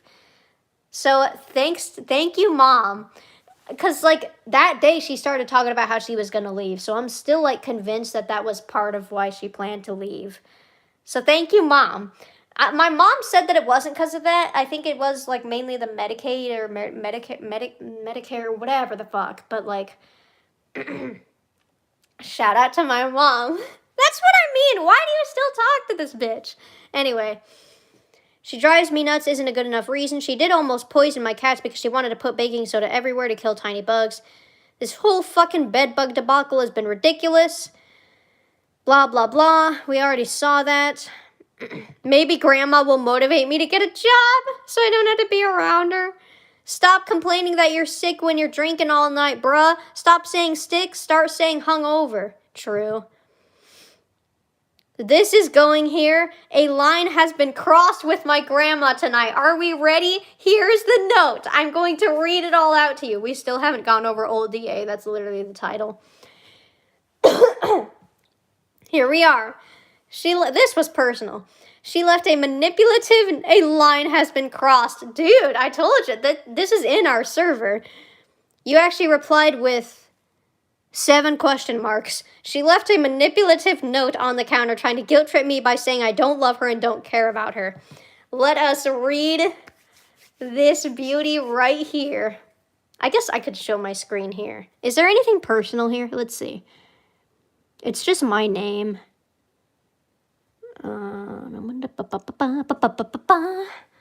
Here we go. I will show this. I will show this. For real proof. Is this too personal? It's fine. First, I want you to know I'm not mad. This is terribly written. It's equally important. I can tell like this was written first and then she went for this afterwards, just to clarify. It's equally important for you to know that I love you. I wish that was mutual. Some things take a long time. I will not be washing pans after tonight. I'm sorry I didn't warn you before, and that is the only reason I did them tonight. I don't have time to watch the garbage, do dishes, take care of someone else's pets that have turned into pests. That was personal. You can fuck right off about my cats. I hope my cats attack you, bitch. That actually pisses me off. Leave my fucking cats out of this, bitch. To try to keep up my own things. Today I didn't even have time to eat. Bitch! You didn't have time to eat. You sit on your ass all day. Apparently the reason she didn't have time to eat is because she's messing with all her herbs. She really is like a little witch, like a little goblin. I didn't even have time to eat my trinkets. My trinkets and my herbs. I was working on my potions. She was working on her little witch potions. So she didn't have time to eat. Bullshit! Take a break from your potions and eat! We had fucking taco meat. Just eat a fucking taco! If someone said that about my dogs, they'd be out of my house. I don't care. You know what she acts like she was taking care of my cats. All she was doing was feeding them in the fucking morning. That's it. She just fed them in the morning. There's no communication in this family, and it's terribly sad. I doubt you even care. I'm not mad, Grandma. Let's go look at something more joyous. Let me show you guys around the house, because I've never gotten to do that before. Where are my babies? They're out in this dark-ass room. Hi, babies. My little babies that are not pests, that are my lovely little babies. So she almost poisoned them with baking soda once. She called them pests because, God forbid, she had to, like, feed them one fucking time or something. She wanted to give them, like, this herb or something or some fancy shit to, like prevent fleas. They're not going to get fleas. They're not going outside, really. They go on my, like, back porch sometimes. My, screened-in porch. And here's my little babies with their itchy ears, apparently. But yeah, I've been chilling on the couch more because I can, and I've actually been watching The Simpsons on the TV. I started thinking about it again because of playing Char, but yeah, here's my babies. They're so cute. So, and then she must have said something really awful about Simon. He started, like, peeing around the house for some reason, I guess. I don't know, if there's, like, a corner somewhere, he'll just pee in it. Like, we had these bins in the hallway, right? The lights are flickering again. So we had these bins in the hallway, and we moved them into, like, an office at some point, and once that corner was open, he just started pissing there, and he started pissing a lot by my grandma's door, which tells me he didn't like her. That's what I like to believe. I know that he did like her. He did, like, that's what makes me even more angry. Like, Sasha never really warmed up to her, but Simon loved her a lot. He liked her. He liked her attention. I want to know what the hell she said. I want to know. I'm going to ask my mom. I want to know, like, how bad was it? Did she, like, say that he should, that we should get rid of him? I feel like it was something like that. We need to get rid of this cat. I want to give this cat up, or, like, put the cat down or something. Like, I don't know.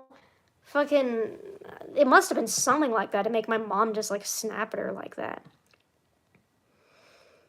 Why is an old lady writing up a whole letter insinuating I don't love her or care about anything? Why is she complaining about my cats telling them pests when all she does is feed them in the morning and nothing else? The pets thing makes me the most annoyed. Fuck you, if they're such pests, why don't you leave? That's really funny considering my mom basically texted her the same thing months later. No shit, I don't want to communicate or have a relationship with you. You're a crazy old lady who's literally in a cult and creates drama everywhere she goes. I don't give a fuck that you're family. And she's saying she didn't have time to eat today, which is bullshit. She chooses not to eat. She maybe eats once a day sometimes. She complains about body pain and all that bullshit, and she never eats anything except like one thing a day. And then she never drinks water. Well, I wonder why. And honestly, I think she has a bunch of health problems because of stress. I think she stressed herself into a bunch of things because stress can cause some problems, dude. Oh my goodness gracious. That's why I had to numb myself to her. Look at her. She's freaking crazy.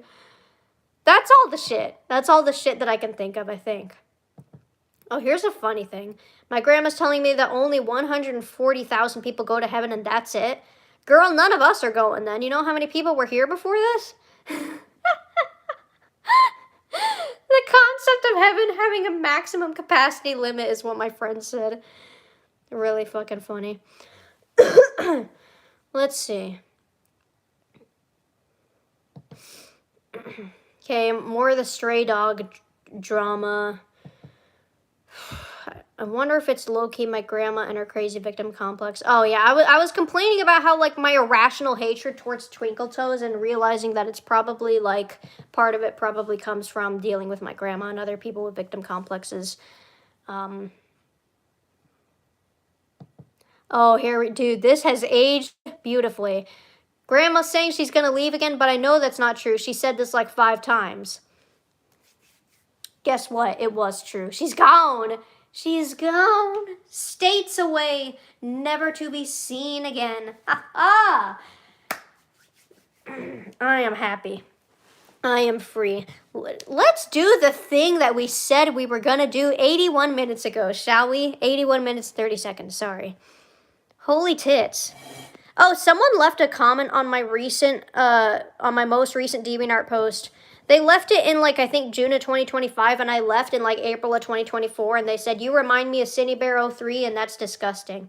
Anyway, so let's talk about this. I think this was the last deviation that we went over.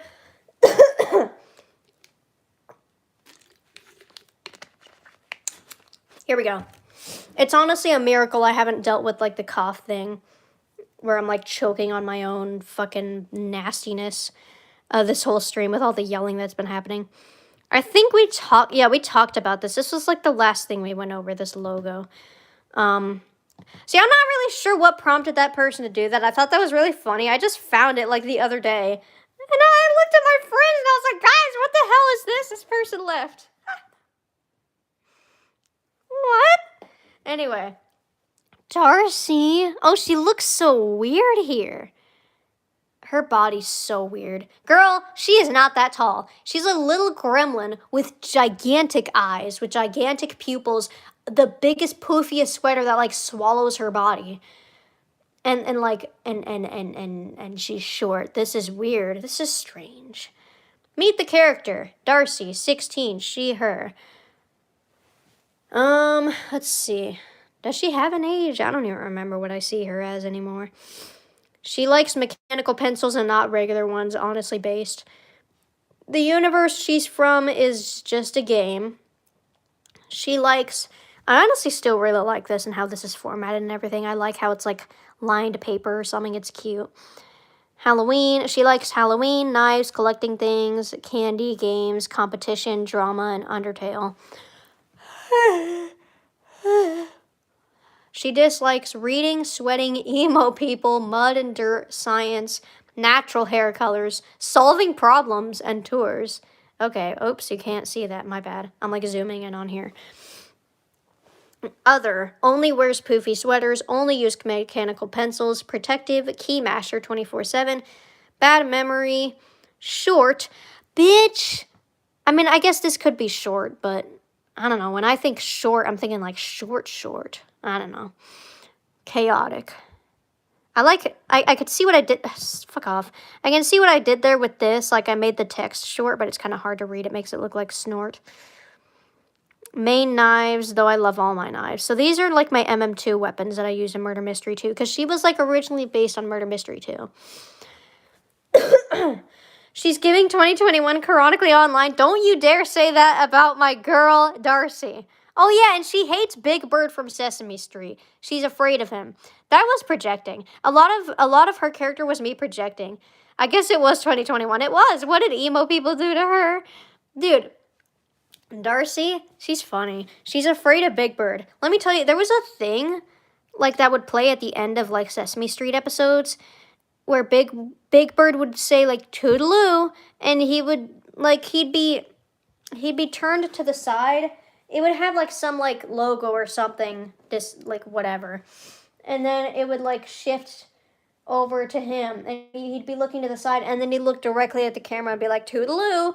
And it was like, it's so innocent, but that shit scared the balls out of me when I was a kid. I hated Big Bird. I did not like the toodaloo. I didn't like fucking. Okay, there we go.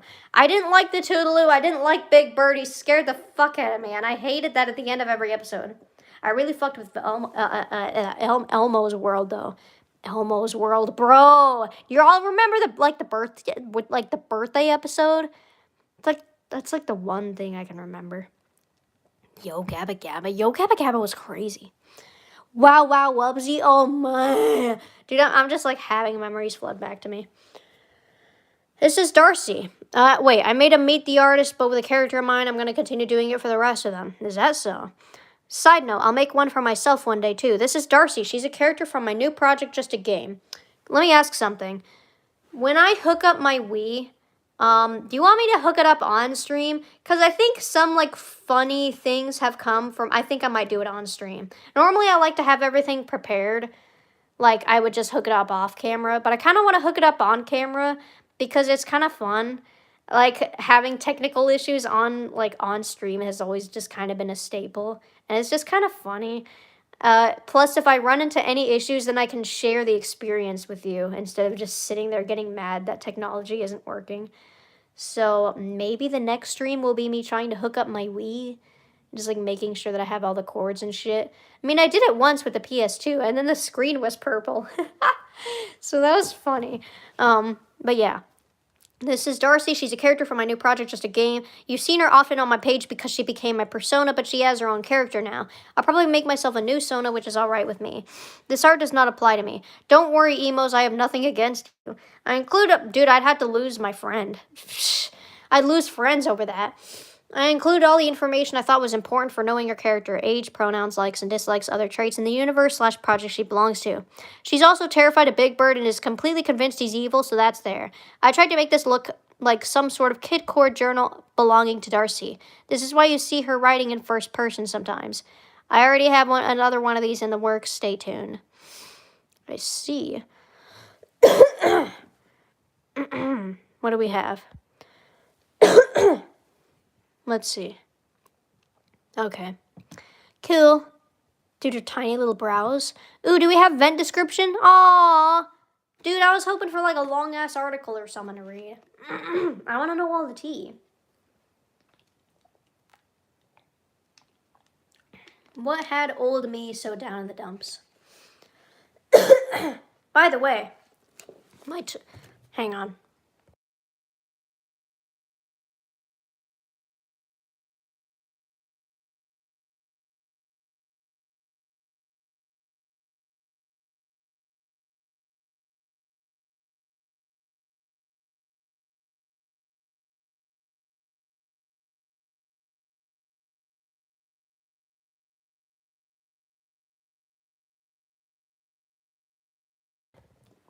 On God, this has been bothering me all day. Like, it has not left me alone today.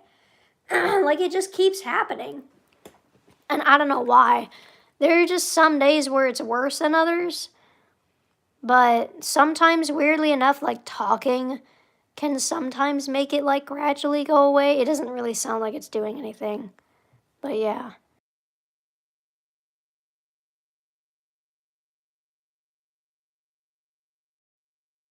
Okay, it's kind of gone. So, I mean, it had to happen eventually. It just keeps happening on streams. So, at least it didn't happen during the rant. I was too demotivated to make this look good, so it just kind of looks like this.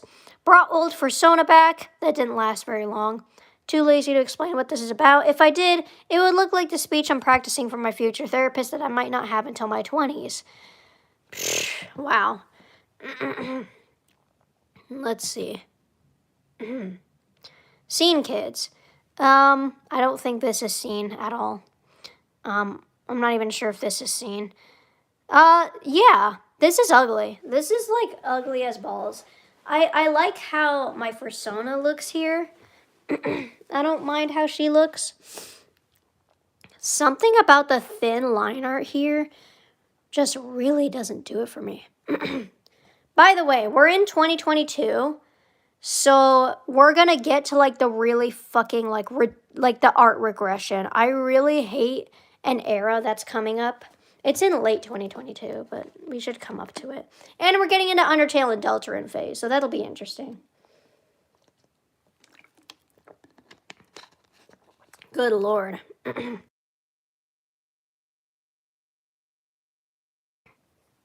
It's still just kind of there in my system. Maybe the air is dry. I have a humidifier here in my room, but I haven't been in my room as often. So sorry for the Abby Lee Miller voice. That's just how it's going to be for a little bit. But hopefully it'll completely go away soon. We have me, Rexy, and Yikes. I really hate this. Yikes' anatomy is actually deplorable. Like, it's worse than I would normally do around this time. I know that I could do better than this. Rexy, I don't know, something about the thin line art here is really bugging me. I don't know why it doesn't work. It looks okay here on Allison. She's got gigantic eyes. But, I don't know, it just looks fucking ugly on everyone else. I'm happy with this. Just feels like it's been so long since I sat down and actually finished something. I really missed all these characters, especially since I barely drew the last two. Looks like I'm going back to using my old Persona 2. I plan to draw a lot of Splatoon art because I love that game, so look forward to it maybe. Scanning for Splatoon. Scanning for Splatoon. Scanning for Splatoon art. There is actually nothing. There's not one goddamn thing. There's a whip right here that I never finished. Not a thing. How tragic. Alright, let's speed run this.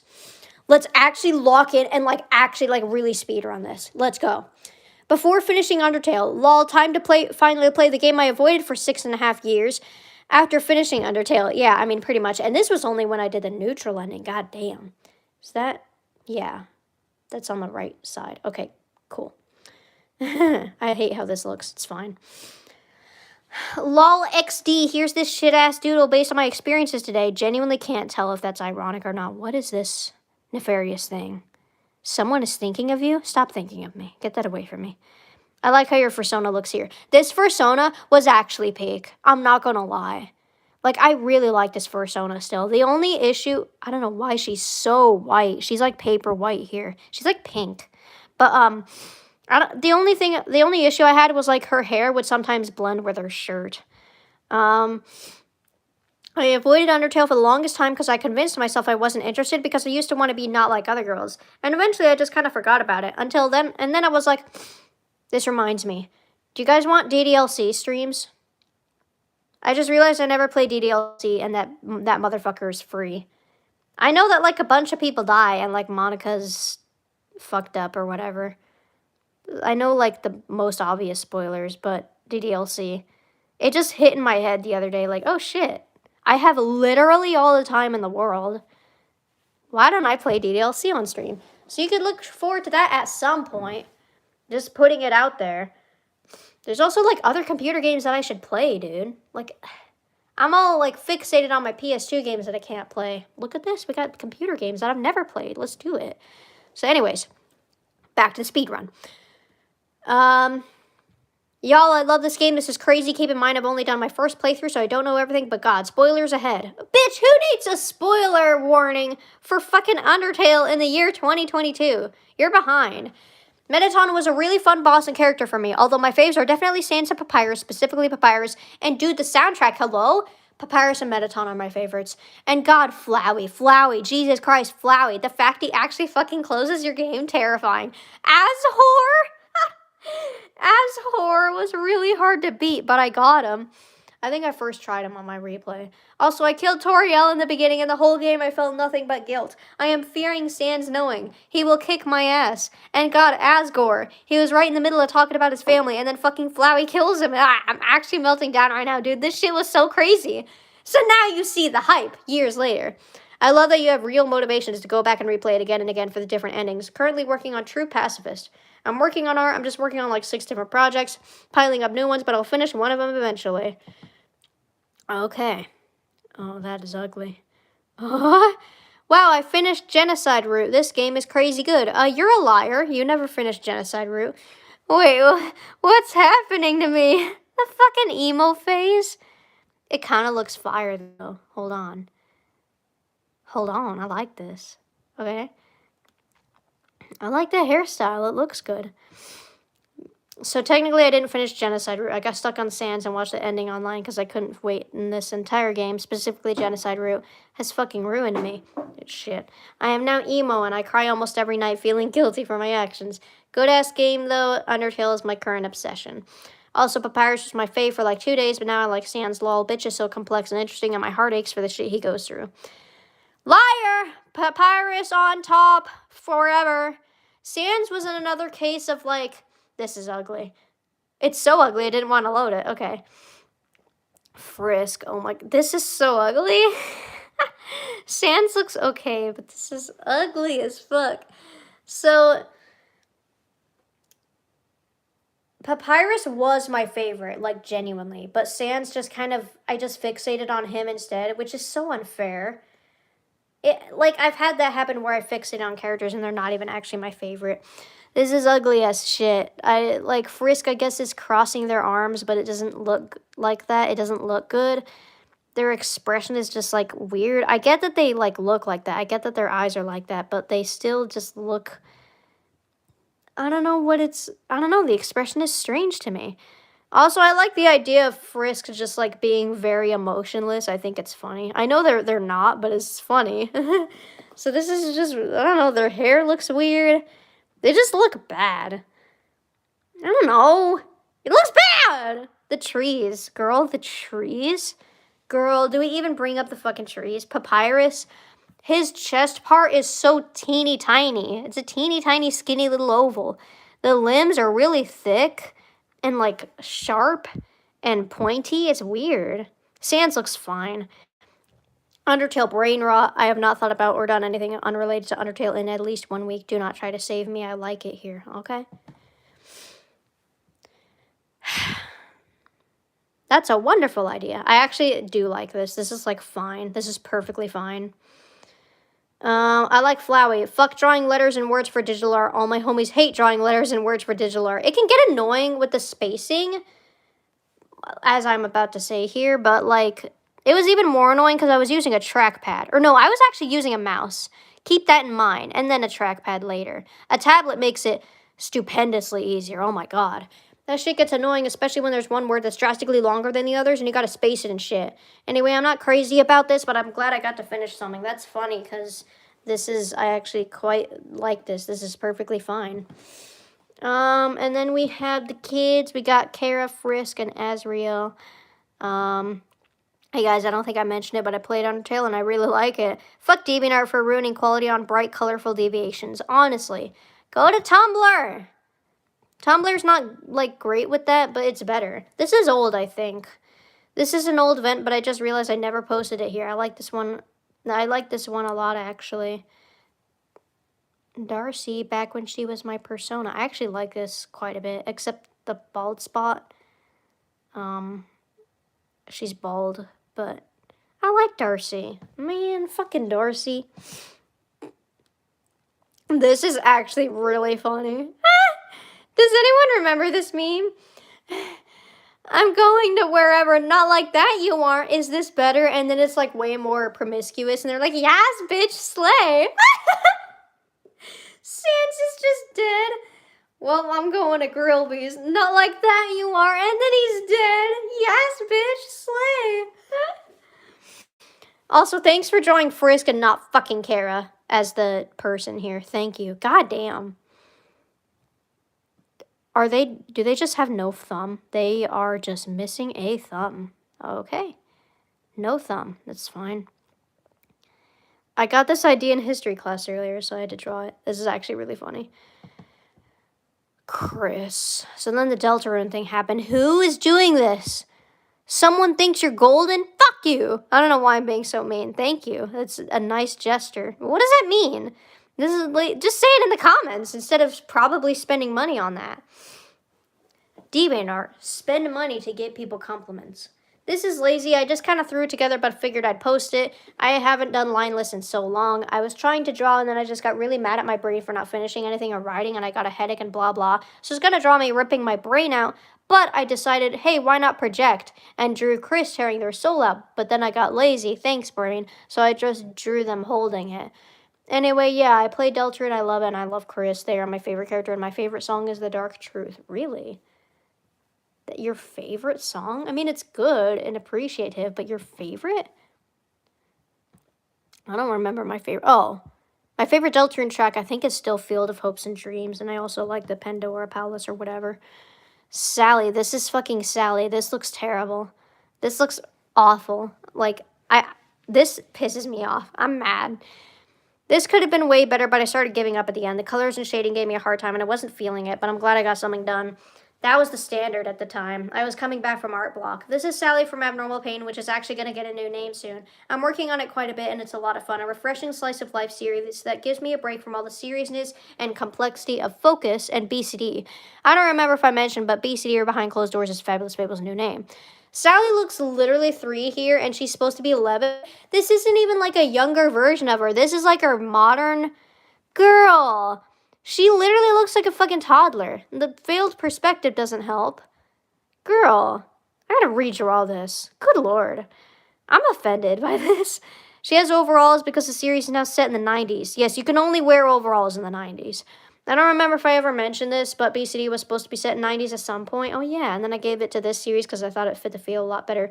BCD's too depressing to be in the 90s. Yeah, depression also doesn't exist in the 90s. No one was struggling back in the 90s. Just remember.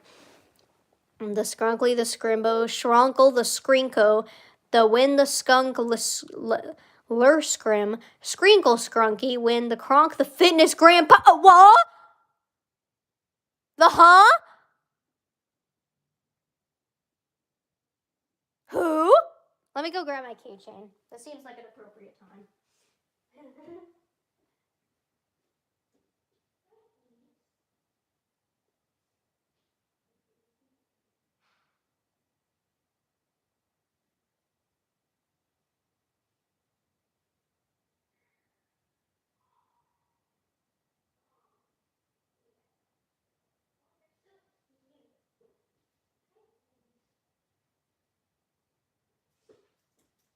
This was before Graham existed, for the record. This was, they were introduced way later in the year, on September 20th, 2022, with the comic with Cathal. Speaking of, I got this keychain. Oh, they're so cute. Hang on. It might be better if I do this. I got this from fucking Etsy or whatever, and it's just been on my purse. I have Cathal and Graham linked keychains. They're so cute. I love them. I thought of like somehow like hooking them up on my shrine, and I mean I could do that. I just don't know how I would attach it. I guess I'd like. I actually don't know how. How would you do that? How would you attach like a keychain to a cork board? Like a tack and then like hook it onto the tack? But they've just been chilling on my purse, so they're very cute. Oh, my boys. My boys. My brothers. My brothers. You can make an Ida bag for CG. I keep seeing that. I don't know what that is. Might be better than a purse, though. Oh, and then I just put the rest of the fucking... I put the rest of the Fitness Grand Pacer test. This would be even funnier if this had been a Grand Pacer. God, that's... I can't even look at the Pacer test anymore. Is there tea? Why aren't any of these long? Why don't you put any of your emotional baggage out on the internet anymore? I want to read shit. Oh yeah, I've got loads of ideas. Check it. And then I go up there to grab it. And then only a little bit. I swear there's more. Okay. So you put a bunch of pins and keychains related to a character in the bag. It has the clear thingy in the front for the pins. It's just a bag with a bunch of pins and buttons and stuff for the characters. That's cool as shit. That'd be neat. I would love that, actually. I've talked about this before. I guess you could consider this event, but I'm not really upset right now. I just wanted to doodle my everyday life, lol. Literal hundreds of ideas. After like an hour, I get nothing done. I have nothing to show for it. I was considered gifted as a kid because of my creativity. But as school got serious and work piled on and all the passion got ripped out of it, I had no outlet. Wait, hold on. I was considered gifted as a kid because of my creativity. But as it got serious and work piled on and all the passion got ripped out of it, I had no outlet.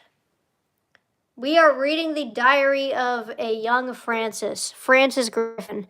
No outlet that's fast enough for my brain. Oh, Francis, you old fart. Headache. Everything's so loud. That's it. Okay. Damn, girl. Tell me why. I want to know why. I'm nosy. Please air out all your dirty laundry and all your emotional baggage, please, for me. Burger Pants' nose is not colored in 2 of these panels. Is it colored over here? Actually, never mind. It's not colored at all. Honestly, big brain duo that I never did enough with. Mettaton's brainwashed everyone with the stupid TV show. It's honestly kind of disturbing. Finally, someone agrees, man. Dude. Honestly, a real duo. This would be so fun. I had so many thoughts of these two as a duo, but I never drew any of it. Except this. I imagine they become besties in the Mettaton ending. Oh, Burger Pants and Sans, that's funny. Call me fighter. Okay, so it's Chris. I don't know. I don't like how these are all loose. I would rather them be tighter, because then it feels like someone's actually holding on to the thing and like keeping them in place. Anyway, you'll get older and then maybe you'll feel some control. I love Chris so much. You're so scroungly. I'm having mass brain rot tonight. I do like Chris. Spring break is this week. Do you guys want to see my newest favorite character bingo? I shall show this. So much bullshit open. I made this, and it is rainbow. It is rainbow. This was not my intention at first. I added SpongeBob, Homer, Flint, and Mustache Girl, and I noticed that they were all like the same exact color scheme. So I sent it in like a chat. And I was like, why are they all like the same color scheme? And one of my friends was like, oh, make a rainbow bingo. And I did. I made a rainbow bingo.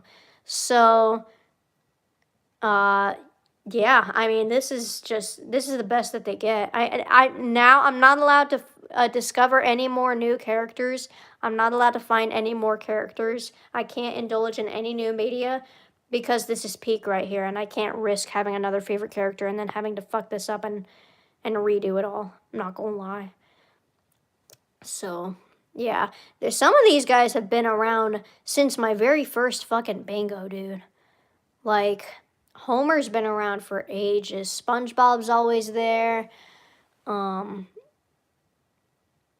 Like...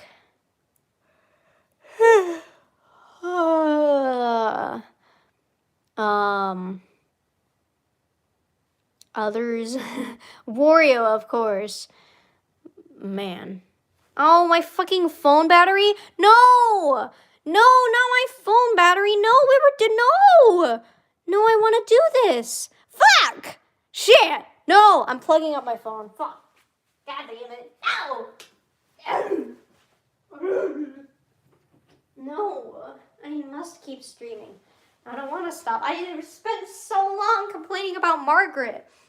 Fuck. All right, well, I'm unplugging my laptop. Because my humidifier's plugged in. I would like to keep that plugged in. God damn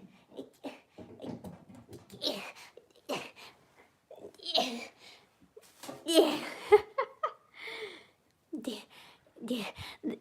Yeah. The next drawing sucks. Oh my god, the anatomy girl. Okay, there we go.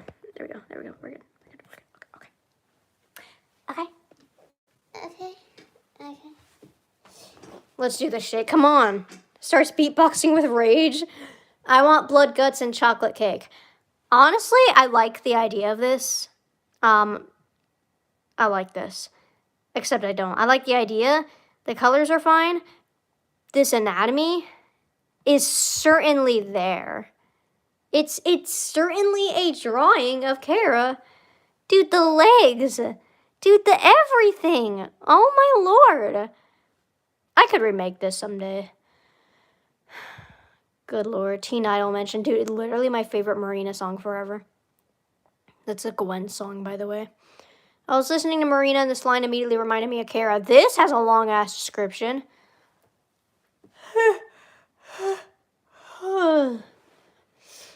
I know the anatomy's botched and I gave it my all. I'm trying to practice lately. I can respect that. I'm starting to feel good about my art again and right in the nick of time for my UTDR obsession so I can make some awesome work with it. When I lost motivation for like all of 2021, I got into Minecraft, Animal Crossing, and Redacted. And you might have seen a little bit of it. I mentioned it here and there, but overall it was pretty absent in 2021. Anyway, I miss my long descriptions. Let me talk to y'all for a bit today. It's my first day of spring break if the weekend doesn't count, and I'm feeling great. I made banana bread. It's a little flavorless, but it's good. What'd you do? I've drawn a lot. I have tons of ideas. UTDR has made me really happy lately. I'm also trying to make more content for my streaming channel, even if it can't be streamed, such as compilations and highlights. I need to do that like right now. I need to do that like right now after the stream. As for UTDR, my favorites are Sans and Chris. My kins are Papyrus, Chris, Kara, Burger Pants, Spamton, and Rousey. That's a lot. I only have Papyrus on that list now, and I'm a proud member of the Kara Defense Squad. I totally get why people interpret them the way they do, but I feel like a lot of them disregard Toby's writing by dismissing them as a one-dimensional psychopath. Literally, like, you misunderstanding and, like, completely warping, like, the writing of something honestly just disrespects the creator, and I don't think people talk about that enough. They're so busy fighting each other.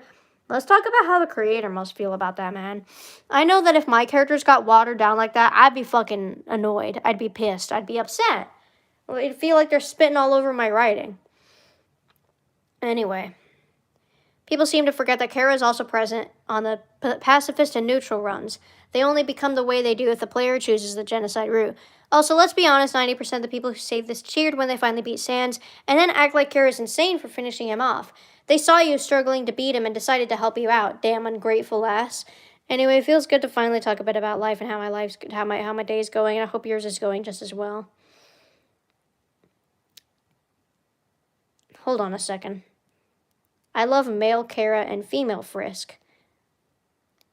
Dogamy and Dogaressa and Susie and male Chris. I mean, you're wrong, but okay. I don't know why you needed to share that with me. I don't know why you needed to share that you don't see non-binary people with me. That was not something that I gained anything from. Hey, bro, what would you do if I brought home a box of puppies? Sans, what's in the box? Sans, what's in the box? This is silly. There's just a bunch of doodles. I was bored. I just decided to finish this in one sitting.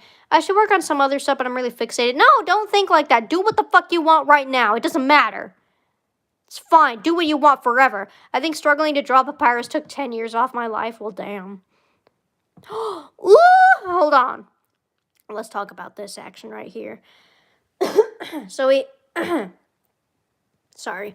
We have some Sona outfits here. This is clearly based on like my 2021, late 2020 outfit that I kind of eventually adapted for my persona.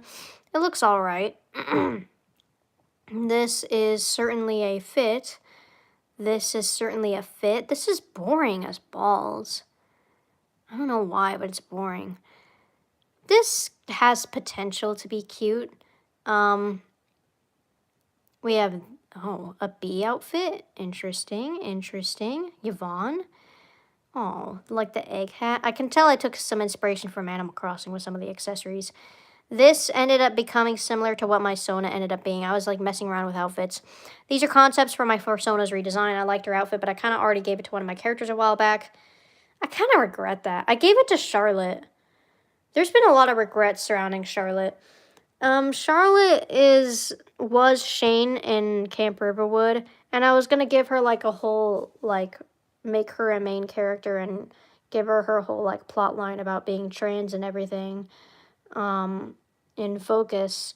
But as I found the footing with her writing, I feel like she doesn't actually, that plot doesn't fit in at all. And it just sticks out like a sore thumb. So now I don't know what to do. And her character is entirely in limbo. And I'm not sure what I should do with that plot line or where I should bring it back or if I should make like a separate short film for her and maybe dedicate it to her or something. I don't know. So it's just in an awkward limbo now. It's just kind of weird, but sorry. I'm sorry, Charlotte. And then I gave her my outfit, and now I want to use that for outfit for my persona again. So I'm sorry. I don't know. I don't know. Fuck it. As much as I like her outfit, it's not really me. I'm a whore for kidcore and sometimes teen, and I wanted my persona's design to reflect that. So what do I think of these designs? I'm happy with them. Which one am I choosing? None. I'm going to combine different factors of each fit in the final design. Currently, I'm thinking that beret, face stickers, overalls, and hairpin stay. I also want to give her some rubber ducky earrings. You should see her final design very soon. This design did not stick around at all. Ah, speak of the devil. Hello, Charlotte. Yep, I gave her my old crusty shirt and the pants or whatever, or the skirt, I don't know. I never posted this, cringe. So this is old, but I thought it'd be important to post. If you remember Shane from Camperwood, her name is now Charlotte and she uses she, her. She's a trans woman, good for her, good for her. As you can see, I gave Charlotte my persona's old fit. I'll also give her the boots and long fingerless gloves. Just figured people should know this and I never posted it. I'm starting to think that should not be the case because even with her story in that series, that's like a spoiler. That's a spoiler. Like, she doesn't even realize she's trans until, like, mid-series. So that's just, like, a full-on spoiler. So all of it surrounding it is just kind of ass. So this became my Sona. And honestly, the design is really cute. But it's just a lot. It's a lot. I like the glasses despite me not actually having glasses in reality. Here it is, Allison's new design. I love it a lot. I think it's really unique and it represents me and my style a lot more. The old outfit was given to one of my characters, Charlotte. So this is basically a reference for now, although I will be making a full reference sheet soon. That never happened. I kind of want both a reference sheet and a simple drawing like this for each of my characters. This could be used as a ref, but it's not the official ref sheet, if that makes any sense. I mean, yeah. Reference is just any drawing of the character that makes it easier for you to draw them. It's just a reference. The ref sheet will emphasize on some little details and share the character's traits. This kind of art will show the character with a transparent background and a pose that sort of represents them. Apparently it's called like splash art. I don't know. Usually the first image that pops up. I don't know what it's called. Help me out here. Blah, blah, blah. I'm getting tired, but I want to keep going. Okay. Big shot. Oh boy, because they're both scammers. You should have expected this from me. I'm on a roll. I have drawn so much. I am unstoppable. Try to stop me. You won't. You can't. Okay, damn. So I love Red and Spamton's real swell too, and I wanted to draw Red as Spamton, my good old sleazy con artist, boys. Also, I just had to tell you how much I adore Red. I love him so much. I'm having brain rot. He's probably my highest kin. I love him so much. Holy shit. Not true anymore, but I do like him. He's on my favorite character bingo. He rules. Sunset. Hell yeah. Let's look at the old one. This is a redraw of something. Yeah, okay. Bitch. Ugh, God. Oh my gosh. Okay. I get that she's like in the corner a little bit, but like, I still feel like with this canvas size, she should be a lot bigger, but it is better. The colors are better. The character looks more interesting. The eye is wrong. This one's supposed to be smaller and this one's supposed to be bigger, but whatever. Whatever. Okay. I love Sunset. I love her. I'm so much attached to her. I never forgot about her. So here she finally is again. I started her ref a long time ago. Now I really want to finish it. Even if it's old, I probably won't have to change anything, to be honest, because I still use her colors and designs from back then. She's really pretty to me. You'll notice I put a two-year-old drawing of her in clip art. Oh, that's what it is, which is basically simple art of my characters in poses that reflect their characters. They could be used as refs, whatever. This is nice. Behind the scenes, I keep working on 10 different things at once. One of them is close to being done. Okay, sure. Cool. Sunset ref. Bit sensitive. Vent Sona thinks about life and emotions often. Very grateful. Thinks she's not good enough. Peacemaker. Emotional AF. She's just like, she's a Sona, but she's like my emotions. All my emotions. My emotional side. She doesn't think logically. She's all the emotions. I mean, I haven't updated ref, but this is pretty much still true. I just have a new thing with updated colors. This is at least a year old, but it still looks good. So this is Sunset's ref sheet. Wow, okay. She doesn't have a whole lot of traits because she's basically me, but more emotional and sensitive. And I'm going to save all my traits for my Persona's ref. Also, I did just come up with the cotton candy thing out of nowhere, and I'm happy with it. The idea of Sunset being made to some kind of dessert immediately clicked, and I love it so much. She is made of cotton candy. That's still true, right? I think that's true. I think I put it in her updated ref. BCD! Let's go! God. Hazel scrapped. I keep forgetting about Elizabeth, and I feel awful for her. What the fuck is wrong with me? That should not be happening. I keep in the writing, let me tell you something. I might actually make a BCD update at some point, like this year, because I have been thinking about it lately. Skinny Chris is weird. Skinny Chris is so weird here. Okay, anyways. I've been messing with the story and shit. Matilda, Jennifer, Chris, and Scarlett all have like a solid purpose. But Elizabeth, Mindy, Cindy, and Edna, I'm having a hard time fitting them in. And as things went on, I was trying to think of, okay, the roles that everyone sets, like, oh, I think like the main conflict of BCD is an abusive relationship. And what I did with Little Vigilante is I took the main conflict and then took all the bad ways that people handle that conflict, or all the ways that people handle that, and made them into characters. Like, we have a character who, like, ignores the bullying and is a bystander. We have a character who takes the bullying. We have a character who tries to, like, enables the bully. You know, you have like other like roles that all tie into that core conflict, and it gives every character a purpose and helps them fit in. Oh, I can detach the gram. Oh, okay. I'm not going to. Anyways, the core conflict of BCD is an abusive relationship. So we look at all the ways that someone might deal with something like that. Maybe someone enables the abuser. Maybe someone blah, blah, blah. So maybe I was thinking of like making Elizabeth like an enabler of Matilda's abuse and bad behavior towards Chris. That could be something. That could be fucking something. Because she was like a major enabler. Like, that's kind of what she was in the old series. Low key. Elizabeth. I'm having thoughts about her now. Oh my god, she could be so good. Wait, she could be so cool. Hang on. Sorry, I'm having like thoughts. She could be like an enabler, and like, because she really wants a friend, and she finds someone else who doesn't belong, which is Matilda, and she just wants to hold on to that friendship, so she just enables her. I'm brainstorming live on stream. This is just like me like talking to myself, but you guys get to hear it too. You're spying in on my brain and my thoughts and my writing. Low key, that could be something. That could be something right there. Dude, yay, Elizabeth stays. Hell yeah.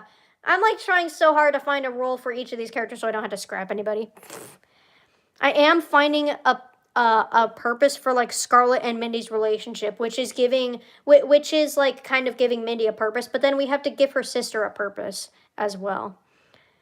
She cares about Matilda so much that she is blind to her flaws or ignores them. Yes. Yeah, girl. Yeah. Hazel's gone. I still had to figure out Cindy, and then fucking Edna. What do I do with Edna? Okay. Anyways, I drew them on like a picture of like a real place. So I actually don't mind this. Skinny Chris looks really weird. Elizabeth looks like ass. I don't know what her pose is supposed to be. Sorry, you can't see it. Her head is gigantic compared to her body. Jennifer looks cool. I liked this Jennifer. It's a cute outfit. But I like new Jennifer. Finally, some good fucking food. Did I mention FF got renamed to BCD? Sorry for sleeping on BCD, but actually I haven't been. I just got done rewriting a bunch to improve the story and making it easier for me to write. I've also been doing a lot of art, experimenting with designs, writing the characters, making playlists for the characters. That's not part of writing them. And more, I probably forgot. I'm super awesome and productive and sexy. Did Graham Pacer write this description? I did that thing where you draw cartoons on a real image, which I stole from Google. I've always wanted to do something like this, and I'm happy with it. I listened to Cigarette Out the Window for 4 hours straight while working on this. I remember that. It just set the vibes perfectly. It was one of those songs I just found, and then I just like ran with it and listened to it forever. Okay, we can do this. We can do this. I want to at least get to this. We can do this. More water. Okay.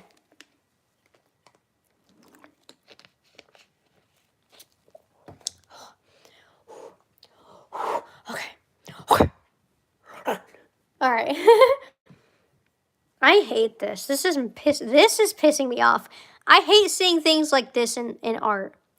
I don't know how to explain it, but the bald figure to represent strangers, I get it. Like, what else are you going to do? But for some reason, it just pisses me off. And I don't like the facial anatomy. You're cringe, but I'm happy. Are you happy? It's okay. Be yourself. You don't have to prove yourself to anyone. I mean, okay. I'm in a good mood, and on days like this, kids like you, on days like these, I want to give these assholes a hug, even though they're assholes. Wow, things have changed. I'm an asshole. Fuck you, bitch.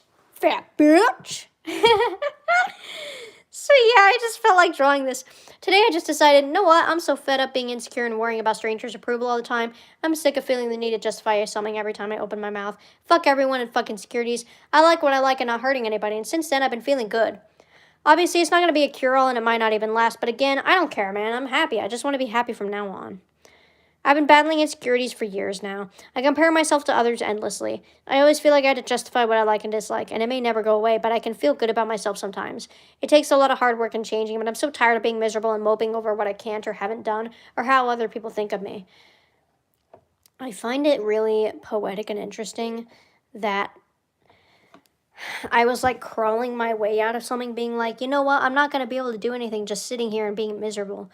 When I proceeded to do that, oh wait, no, this was during that. This was me crawling out of it. Yeah, this was when I graduated senior year. Okay, never mind. Never mind. Nope, never mind. I got my time mixed up. Okay. Kill the part of you that cringes, not the cringe itself. By the way, I'm not expecting any of this to be an insecure because it's not. But just being able to recognize that you're self-sabotaging and wanting to fix it is a start. And I want to help. Even the assholes who unironically like cringe culture, because hell, there is no way those people are in a good place mentally. If you're constantly nitpicking others and actively indulging in a part of the internet that spends their free time judging others for innocent, harmless things, you're constantly doing the same to yourself in fear of being a hypocrite. If you judge someone for liking a game, you have to like other games. You have to justify why those games are better when people judge you for it. You find yourself chronically online, trapped in a state of justifying harmless hobbies that you shouldn't have to explain to others. Live your damn life. Like what you want. And let me emphasize, if it's not hurting anybody, like it, enjoy it. Don't waste your life self-sabotaging by bringing other people down. No one wants to be around that. And soon enough, you'll find that you don't even want to be around yourself. You want to be what you think other people will like. There's a reason people say bullies just want to bring others down to their own level because it's true. Doesn't matter if this sounds melodramatic either. I've been there and I hated myself, still do sometimes. Healing is hard, but if you're one of those people, you need to take accountability and pick yourself up. You're only spreading your own misery. I was having a fucking character arc. I was crawling out of my victim complex that I had. I know this might be drawing from my other posts, but again, I don't give a fuck. I just want people to hear this. I'm passionate about it, especially because I'm trying to dig myself out of a rut of insecurities. And I want to bring anyone I can with me. Fuck you. Survival of the fittest, motherfucker. I'm getting out of here. You gotta do it yourself. Like, I'm so much meaner now. I'm sorry. You just lose patience for people. So, just for the hell of it, I'll talk about what I like, without explaining or trying to justify any of it. I adore Undertale and Deltarune, A Hat in Time, Animal Crossing, Night in the Woods, and many other video games. I enjoy shows like SpongeBob, The Simpsons, Bob's Burgers, Always Sunny, Philadelphia, fuck yeah, Peak. I need to watch that again. And others. My favorite movies are Wreck-It Ralph and Mean Girls. My favorite characters right now include Red, Sans, Chris, Papyrus, May, Homer, Mustache Girl, and several others. This is reminding me of Birdie's intro. I've seen people like make memes of that. Can I still do that, or is that like dead? Should I not beat a dead horse? I genuinely thought it like might be fun. Maybe I shouldn't do that though. But it'd be fun. What if I did? What's the template again? Let's see. Hi, my name's Allison. My pronouns are she, her. I'm 21. I'm unlabeled. Ooh la la. My favorite colors are, oh god, I don't fucking know. Blue. Blue and pink. My favorite colors are bright blue and pink, just all pink, honestly. My favorite colors are blue and pink. What was next? What was next? Guys, help! What was the full template? Someone find it. My name's Allison. Pronouns, age, label. I'm a demon kitty. Was that next? My favorite colors are blue and pink. I'm a demon kitty. I can't remember. Let me fucking find it. I'm not gonna play it on stream because YouTube will smite me. I'm not getting taken down over a fucking birdie meme. Evil autism. I don't even have anything for that. I'm not depressed. The biggest thing I can think of is debilitating muscle cramps sometimes. What was next? Ooh la la. Favorite colors are that. It was Demon Kitty. I like all these things. Da da da da da da da. I like these other things. I have evil autism. Okay. So it's your... Okay. I have evil muscle cramps, literally. Like, okay. Do I mimic the sprites? Hold on. I have to think of everything. It's like, hi, my name is Hi, I'm Allison. My pronouns are she, her. I'm 21. I'm unlabeled. Ooh la la. I can't do this.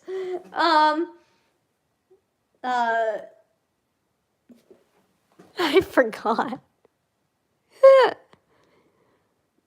The colors.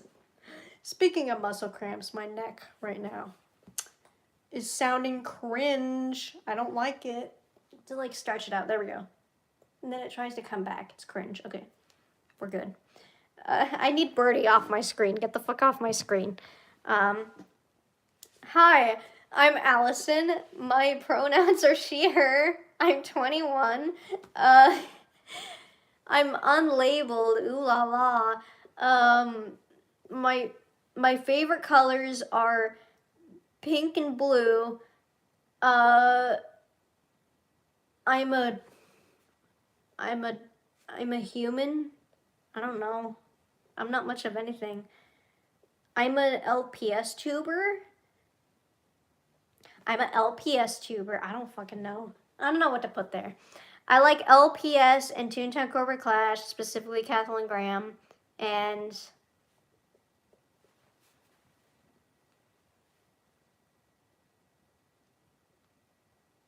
that's kind of it, huh?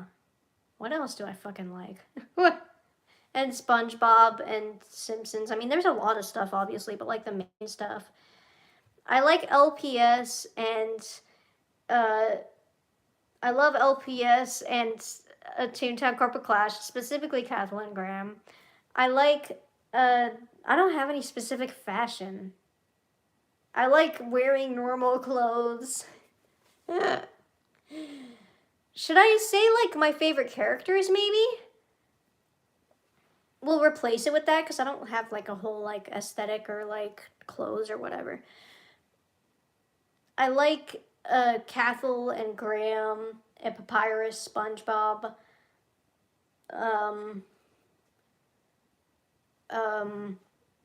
Check the bingo. Allison Core clothing. Who else should I mention? Who are the overalls that I should mention? Mustache Girl, SpongeBob,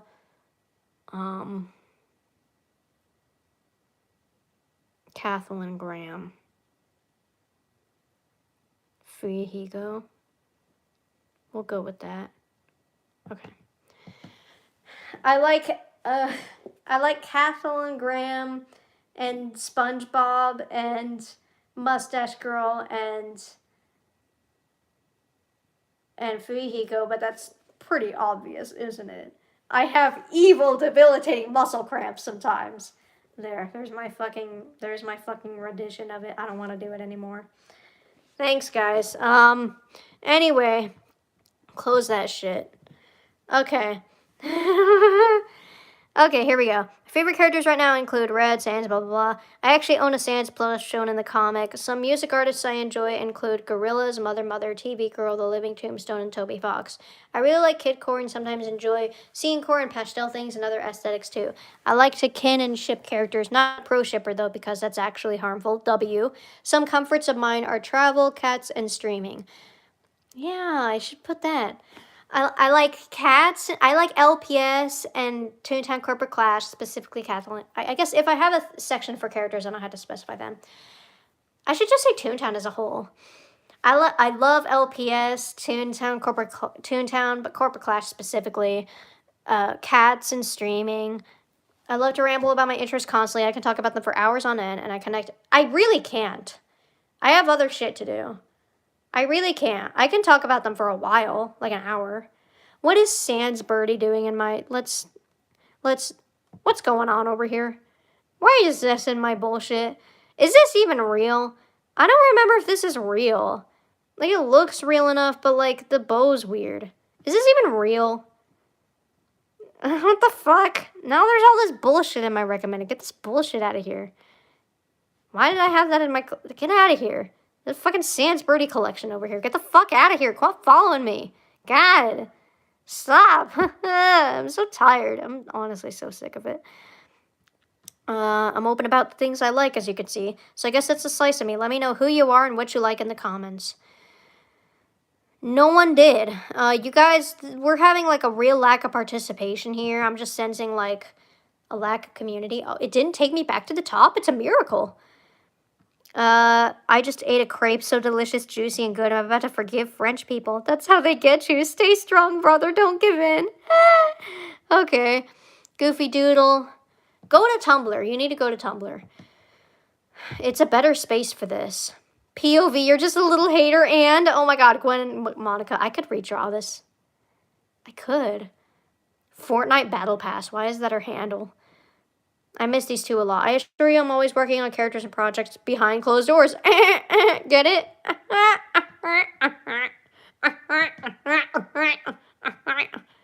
Chris. Every time I draw Chris, my day is made, crops are watered, world peace is established. Now what? It's a big honor to be awarded a quartz badge. Thanks. Serial killers decide to have an off day.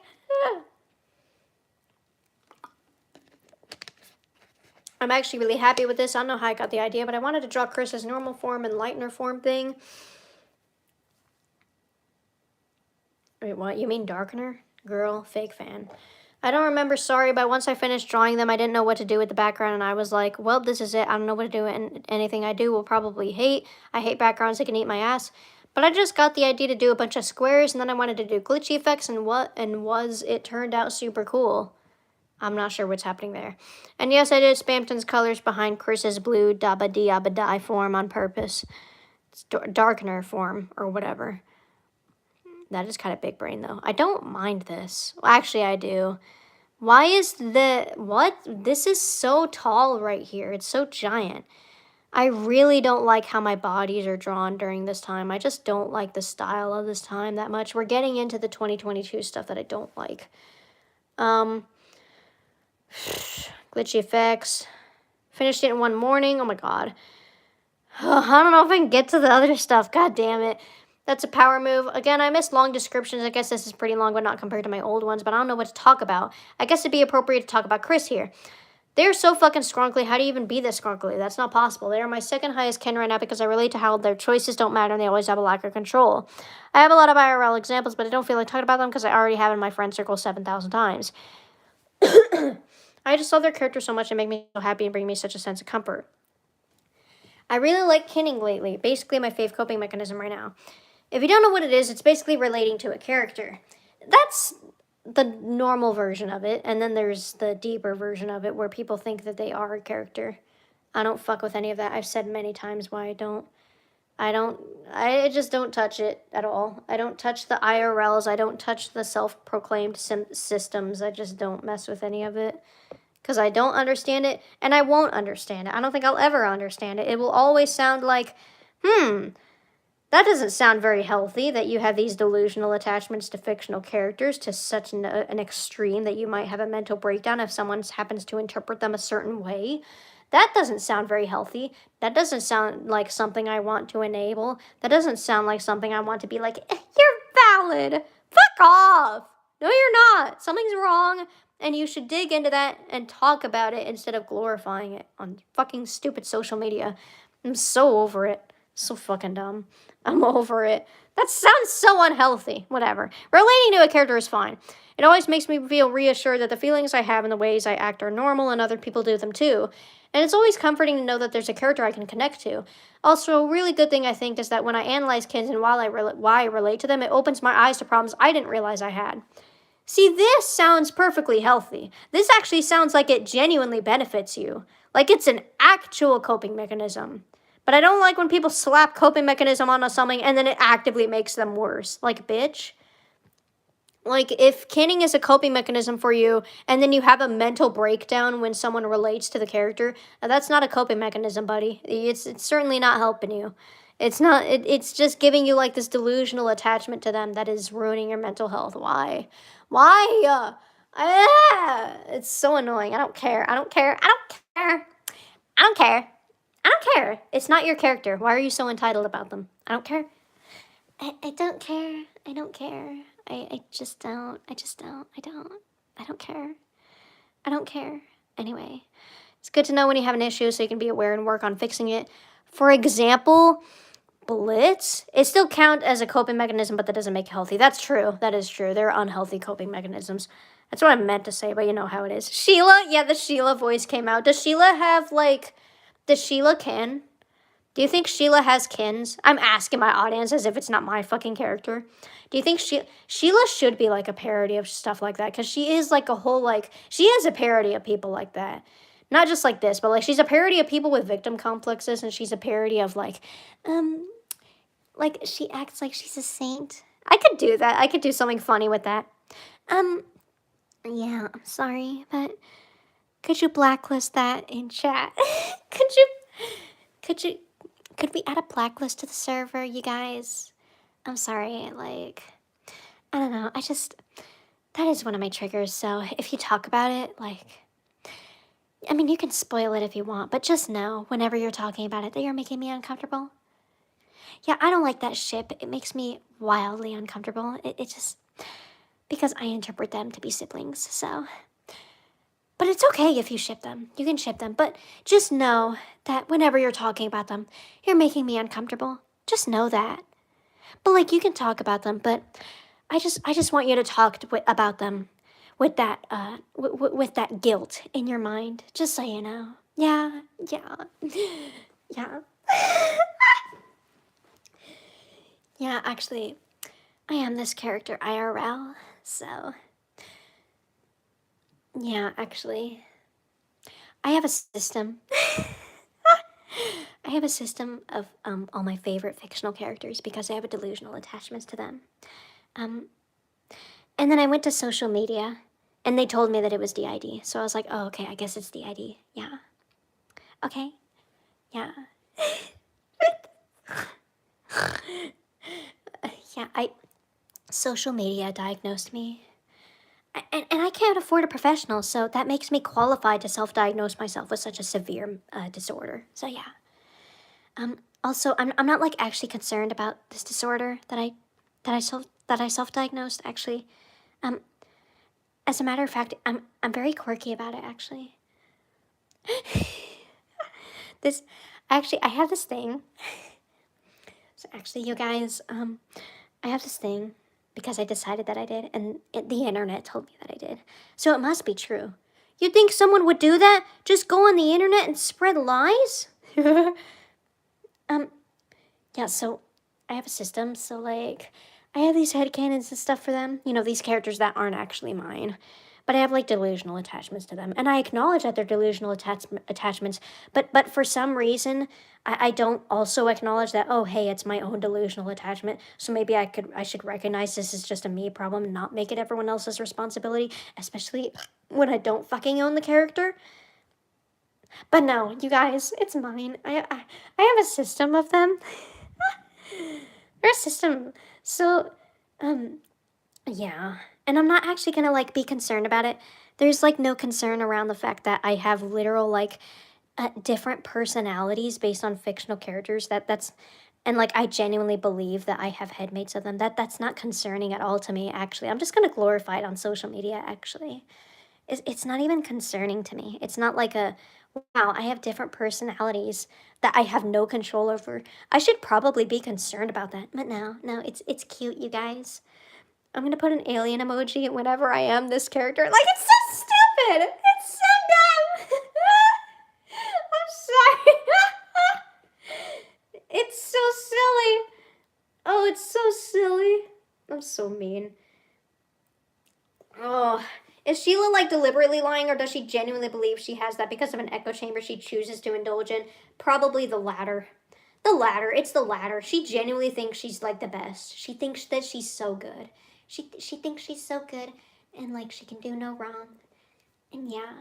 But yeah, echo chambers. I can't stand the echo chambers that feed into these people.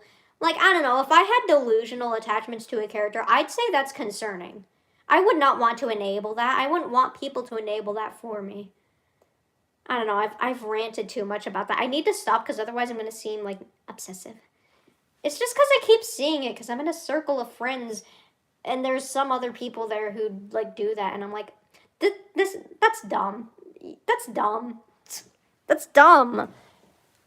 That's not, that's so chronically online. Okay, I'm not gonna get to everything. But we did make some progress. Let's just finish this description. They're so shrunkly, by the way. I didn't notice that. For example, Blitz made me realize I have abandonment issues, and it helps to understand another part of myself. Oh God, Blitz. Sadly, Kinning is looked down on by people. Oh, hold on. Hold on, I threw shade. Sadly, Kinning is looked down on because people make it about reality shifting and spiritual shit, which no, that's not healthy, lol. See, since 2022, I'm never gonna understand this. I thought it was weird since fucking 2020. My partner did it, Stanley, and I was like, and I would watch as it would actively make him worse, and I'm like, don't you think maybe this isn't a good thing? Like, even if this does stem from being neurodivergent, this is like making you exponentially worse. This isn't a good thing, pal. I think maybe you should, even if you can't afford to talk to someone about it, that doesn't make you nor social media qualified therapists who can diagnose you with DID or whatever. That's not good. Delusions are not good. Maybe don't enable the delusions. Maybe don't enable the things that you... How can you acknowledge that they're delusional and still enable them? That blows me away. Like, you recognize it's something only going on in your head and it's only a you problem. You have the first step. You do it, and then you... Never mind. I don't care. Anyway, Allison, I hate to break it to you, but Kinning, like, comes from reality shifting and spiritual shit. Like, that's what it, like, meant originally, I'm pretty sure. Don't get too carried away with any coping mechanism in general, to be honest, because too much of anything is bad. I love Susie and male Chris. I don't fucking care that you don't like non-binary people, bro. You don't have to share it with me. It's fine. I said I was going to stop, and now I'm going on. I feel like Sheila would say Macy's a narcissist. Probably. Honestly, yeah. You're a narcissist. Yeah, it just seems like you're a bit of a narc, so, yeah. I'm so happy about her voice. It's so funny. What if this was my last straw? Your shit's gone. This sucked. Check this out. So all my shit got deleted. My mom didn't mean to, but she deleted like hundreds of drawings and animatics. That'll teach me to finish my stuff. It won't. Weirdly enough, I'm not too upset.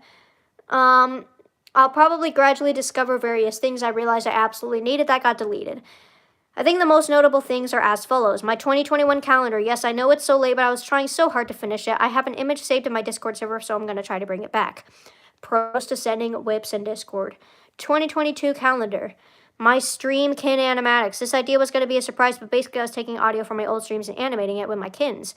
That's honestly still a really fun idea. I'd like to do that still. It was really fun and going well. Sadly, I'll have to remake them all saws, bunch of crossover shit with fandoms. My Undertale animatics with Always Sunny in Philadelphia audio, they were pretty funny and well into progress, so that's unfortunate.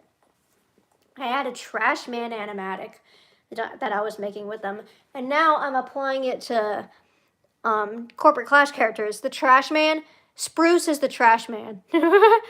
I go out, I throw trash all over the ring, and then I start eating garbage, and then I pick up the trash can and I smash it over the guy's head. I can get a lot of it back from my Discord server, but man, that shit sucks. There's some unfinished stuff that I'll probably just post. Blah, blah, blah, blah. I want to get to this lineup, and then I'll be done. Spamville was so interesting. Love this background going on here. This is my only, like, correct mouth, like, Spamton I drew. I was too scared to, like, draw it accurate, so I started just giving him, like, a normal mouth. And I don't know, it just didn't look good. It didn't look like him. Embrace his creature. Okay, here's one of the things I sent my Discord server as a whip. It has the grid background. It's a screenshot, so apologies for low quality. No way to recover the original. Anyway, I adore these two. They're married, by the way. They told me themselves. Also, I drew Jebel them differently. I draw different Jebel. I don't care. Oh, my God. Short-circuiting. Oh, no Edna. Where's Edna? And Cindy. Wait, why? Oh, because I guess these guys are friends. So this wasn't specifically... Oh, I like this detail. Hold on. Oh, okay, hang on. So Matilda and Eliza are both, like, kind of separate from the group. I ate them. Can you not do that? It sucks. So Matilda and Eliza are, like, separated from the group. You can see, like, a gap between them. Because they're kind of... That has a reason for it. Okay. All right. Cool. Jennifer's not super different from this, actually. She's gotten a little chubbier, and her skirt is green, and her shirt is purple with a little star pattern, and her bow is green. So, and just generally better colors. Jennifer's so cute. She was one of my favorite designs today. She's super cute. Chris is still skinny, and it's still weird. This is crazy same body syndrome, actually. They're all, like, the exact same body type. There's actually no differences. Like, there's no, like, interesting height difference. Scarlett's, like, a little shorter. She's just smaller. But, like, they all have, like, the same height and the same body type. There's no real interest in, like, different torso shapes or anything. This is nuts. I drew the BCD buds, the friend group. Did I skip something? No, I didn't. This is why it doesn't include Edna or Cindy, as they're not really with these guys, I see. So there's a lot of design changes, as you can see. I'll go through each one, by each one, left to right, sort of like I used to. Matilda. She's pretty much the same, except her hoodie was darker and didn't have the stripe. Her new hoodie is inspired by a shirt in Animal Crossing New Horizons, which I used for inspiration for a lot of these fits. Currently really happy with Matilda's colors. I still use Animal Crossing for inspiration, by the way. I did that for Little Vigilante. Currently really happy with Matilda's colors, and I think she'll probably stay this way. Jennifer, love her new design. Wow. I did like her old one, and it really suited her love for 80s and 90s. Honestly, I don't even remember why I changed it, but I think this new one worked really well. Crop tops and plaid were definitely a thing of the 90s, so I think it still suits her. Well, she doesn't have plaid anymore. I don't even know if she likes the 90s anymore. I don't know if that's like a whole thing anymore. Hey, her eyes have color finally. Chris, he has a simple but cute design. Stayed pretty much... Does Jennifer have pink eyes? Why did I give her pink eyes? She has purple eyes. I've been doing that recently. Why? Why does she have pink eyes? I mean, it's fine, but... Wait, why? Where'd that come from? Did it just not look good? Maybe it blended with her hair? I don't know. Anyways, she's got pink eye. I knew someone would say that. Her eyes have color. Chris, he has a simple but cute design. Stayed pretty much the same from the last BCD post, but now his beanie's bigger. Scarlet, God, she's so cute. I want to add a bit more to her sweater and give her boots with the fur so the whole club's looking at her. But otherwise, I think the colors and outfit work really well. Her LPS changed, hence her color change in pink freckles. Hazel, she's been changed to, that is actually Sheila now, hence the pink hair. I forgot to give her freckles here like in the last BCD post, which pisses me off, but otherwise this is the new Hazel. She's also inspired by ACNH, which is why she ended up with some kind of bone hat. While I was dressing up as her, I found the hat and it happened to look adorable, so it stuck. And she has a lot of band-aids because she does a lot of dumb risky shit. Imagine, like, your classmate comes in with, like, a whole ass, like, fossil as a hat or something. Honestly, Hazel would do that if she were still alive. Mindy, I'm going through a plaid phase. Holy shit, she's so... Oh my god, I love her. She's so fluffy, and her uniform is so cute. Clearly, the school these kids go to doesn't have a uniform, but I still thought it looked really cute on Mindy, and I've decided that it's the uniform from her old private school before she moved to this one. Elizabeth. I often forget her full name is Elizabeth. Anyway, sad to say, I'm most unsatisfied with her fit. I haven't drawn her since probably 2022. I think I can make that shirt work, but I don't like the buttons or strips of white that goes down the front. Also not a fan of the skirt. I think I'm going to make it one of those straight skirts with a slit. I still want it to be long. I'm also not sure about that color. I actually need to give Jennifer's skirt a little slit, because otherwise she's like all cramped in there. The slit allows more movement. The shoes are okay. I also just want to add a bit more to her. I really want to draw these guys now. I think I actually had to do that right now. Except I'm working on this, so I'll probably do this first, and then by the time I finish this, I won't even want to do it anymore. Thanks for joining me on this stream. Wow, we did a lot today. I kind of forgot about, like, my grandma moving out and realized just how much there was to say about her. Next stream that we're looking at DeviantArt, next stream we'll either be looking at more DeviantArt or I'll be hooking up my Wii. I need to do that because otherwise I'm never going to do it. So next stream might be within, like, the next week or so, just eventually. And I want to hook up my Wii, and I don't actually know which game I'm going to play. Probably Warriorland Shake It, because I want to. It's fun. Or it'll be looking at DeviantArt. We'll just see. We're almost done with DeviantArt, because we have 2022, 2023... I posted a little bit in 2024, but I became way more active on Tumblr in 2023. So we have this really ugly era. It looks like a lot, but I think the descriptions get a lot less active. And then around here, we're done. Okay, wow, maybe there's more than I remembered. There's not that much. It's fine. God damn, I posted a lot. Fuck. Yeah. So we still have some to get through. But you get it. We're going to be done eventually. I left in 2024. Let's look at this comment. And I replied to it because I thought it was funny. 2 days ago, I found this. You remind me of Cinnabar 03, and that's disgusting. Wow, how do you do that? How do you, like, is it the art style? Is it because I'm blonde? And even if it reminds you of them, you can't just say, oh, this reminds me of a different artist, so they must be just as creepy. That's disgusting. Like, are they saying that they're disgusting for thinking it? I just want to know I want to know the thought process. Is it because I'm blonde? I guess the hairstyle is kind of similar. But you can't just say that and move on like it's nothing. That's crazy. And like a year later, too. That's crazy. Why'd they randomly find my DeviantArt a year after I left and leave that little gem? That's crazy. Okay, well... thanks for watching. I'll see you guys later.